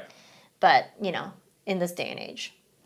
Yeah, it doesn't really hold as much water. I see that argument a lot less now, which I think is good because it's this is not content that they would have put in the base game unless they had this other source of revenue to fund that. To fund it, yeah. As this other piece of business. So I can see why people wouldn't like it, but I actually don't. I actually don't really mind it. Yeah. Again, I think at this point, the whole discussion about price is just pay for what you want. Right. No one's forcing you to buy the DLC. No one's putting a gun to your head you better buy this Pokemon DLC or else. Right. You better buy all these amiibo. You have to. Or you're a fake or you're fan. A fraud. Yeah. No one is doing any of that. No one will judge you. You buy what you want. If you don't want to buy any DLC, that's totally fine. So I would say, though, for this Pokemon DLC, we don't have a clue what that is. So you can pre-order it. You should probably wait until you actually find out what that is. Unless you're the world's biggest Pokemon fan and you don't care and you have $30 extra to spend, then go for it. That's fine. But I think most people would want to know what they're actually getting into. But again, you decide. Do you want to wait because you want to know? Great. Then you will buy it or not buy it based on what you find out. It's not a physical item that's you can pre-order it now, you can pre-order it whenever. Or you can just buy it when it comes out. It doesn't matter. It's not going to run out. It's not going to run out. But again, no one will judge you. No one here at least will judge you if you are I'm a super Pokemon fan. I don't care. XY Raichu sold. I'm buying this DLC today. No one's going to be why would you do that? That, no issue. It's all good. Yeah. Yeah. Next question is from Hey On Me. I'd like Kit and Krysta to give their thoughts on the overall Switch 2 marketing strategy as well as the structure and pacing of the Directs this year. I know logically that the September Direct would be focusing on releases up until the second half of 2026, and that's what this Direct delivered. However, I don't think I'm alone in feeling disappointed because of the overall pacing of the Direct with things like Koizumi needlessly recapping things we just saw. Do you guys think that the reception and quality of post-Switch 2 launch Directs are just the natural result of the games they have at the moment, or do you think there has been a genuine change or decline in the writing and pacing of Directs? Oh, interesting. I thought the pacing of this Direct was not terrible. I actually thought it was... For something that's an hour long. For something that's an hour long, I was like pretty engaged.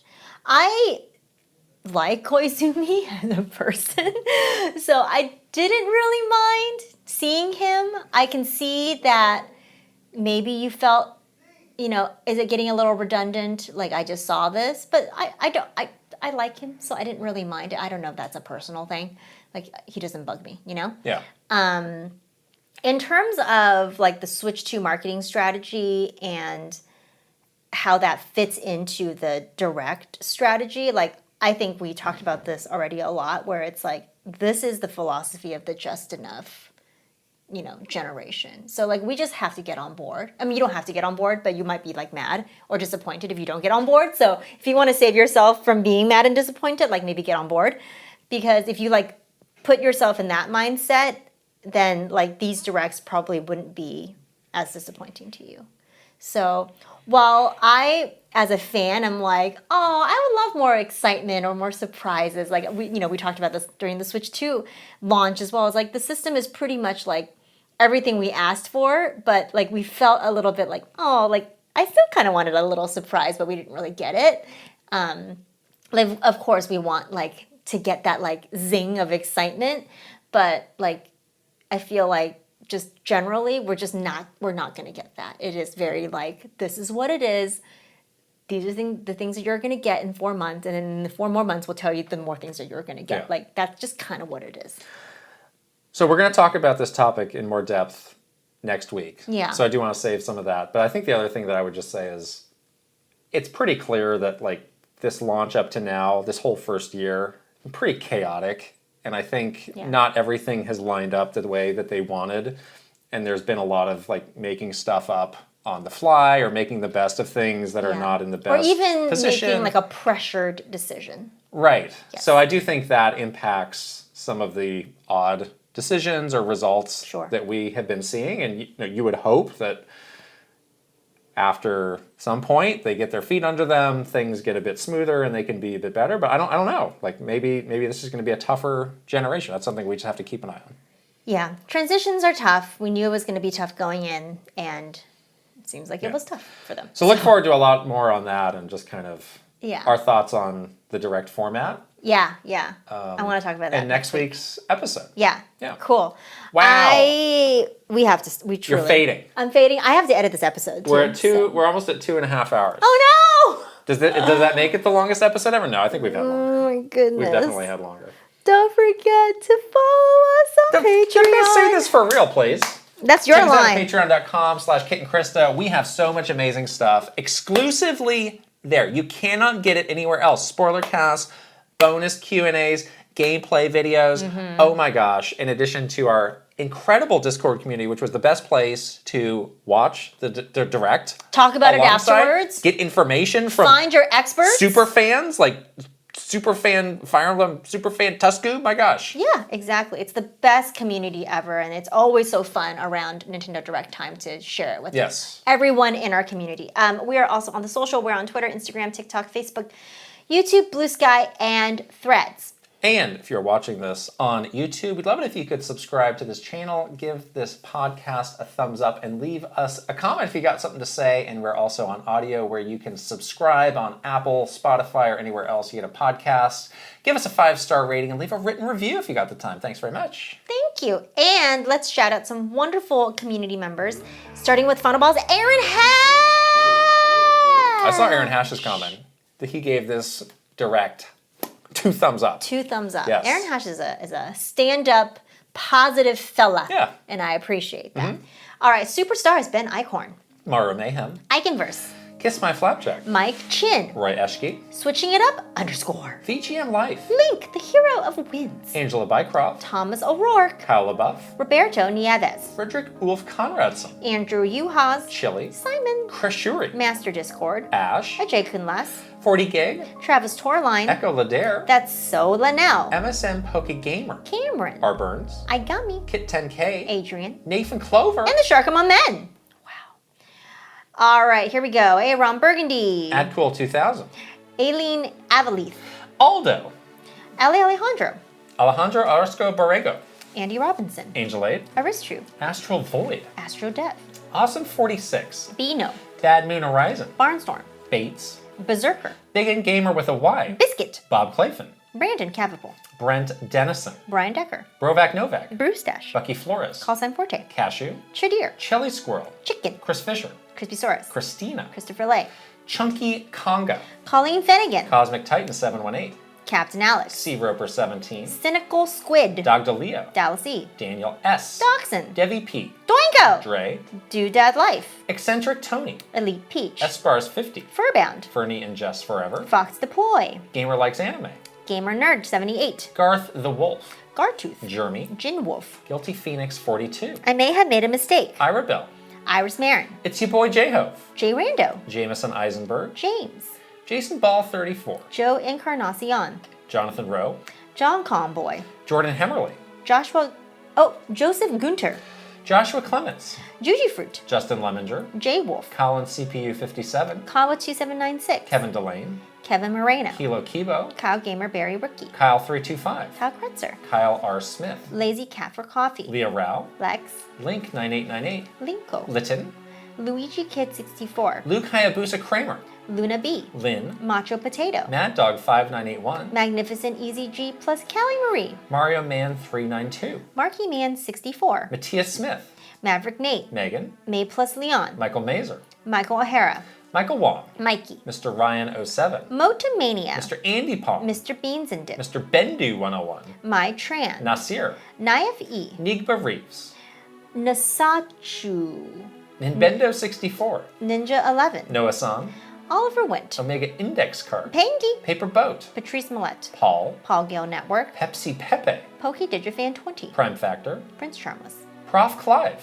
Punky. Rain Tech. Reckless Thomas. Rob M. Rob O. Robbie DLC. Romsky 113. Rocks. Ryan Haas. Ryanetta. Sage Gamer. Salkin 20XX. Sanuki Tanuki. Sebastiano Garase. Sega. Sharif Jackson. Shinryu. Shiny Elizabeth. Slowbro. Schmiggles. Shump. Schnagel. Stacy Poo. Spicy Munchkin. Star Fox Melancholy. Steel Citron. Stephen Johnson. Stephen Rockoff. Stuart Radley. Pseudo Priest. Super Nerdy Human. Symbiote Spidey. Tales of Link. Tamer rhymes with hammer. Tandem. Tay 120 N64. Teal Fox 64. The Keggers. The Quiet The One. Sarah OT. The T-Man. Thomas Alvarez. Three Rivers. Titanium Soldier. Tor Cheeks. Totally Joe Ed. Totomaru. Trajawi. Trevor Collins. Tugs Puppy Bear. Tuscoob. Tylander 16. Tyler Geis. Victor MK. Vigmictor. Vinny to the K. Viridian. Virtual Bot. Waffles. WG Grizzy. Wicked Davy. William Breimer. Zachary S. Zelgroth. Zapatty. Zero Link. And Zeroid. And hopefully coming soon, Dinkum and Papucom. I had to Oh my check. God, Like, wait, were those? please, for the next person that joins the One Up Club, can you please make your name Dinkum and Papucom? Please, I beg you, please. Please. Wow. We need to go. You are fading fast. I'm very much fading Oh, fast. no. Okay, we'll be back to next week, not tomorrow. Bye. Bye.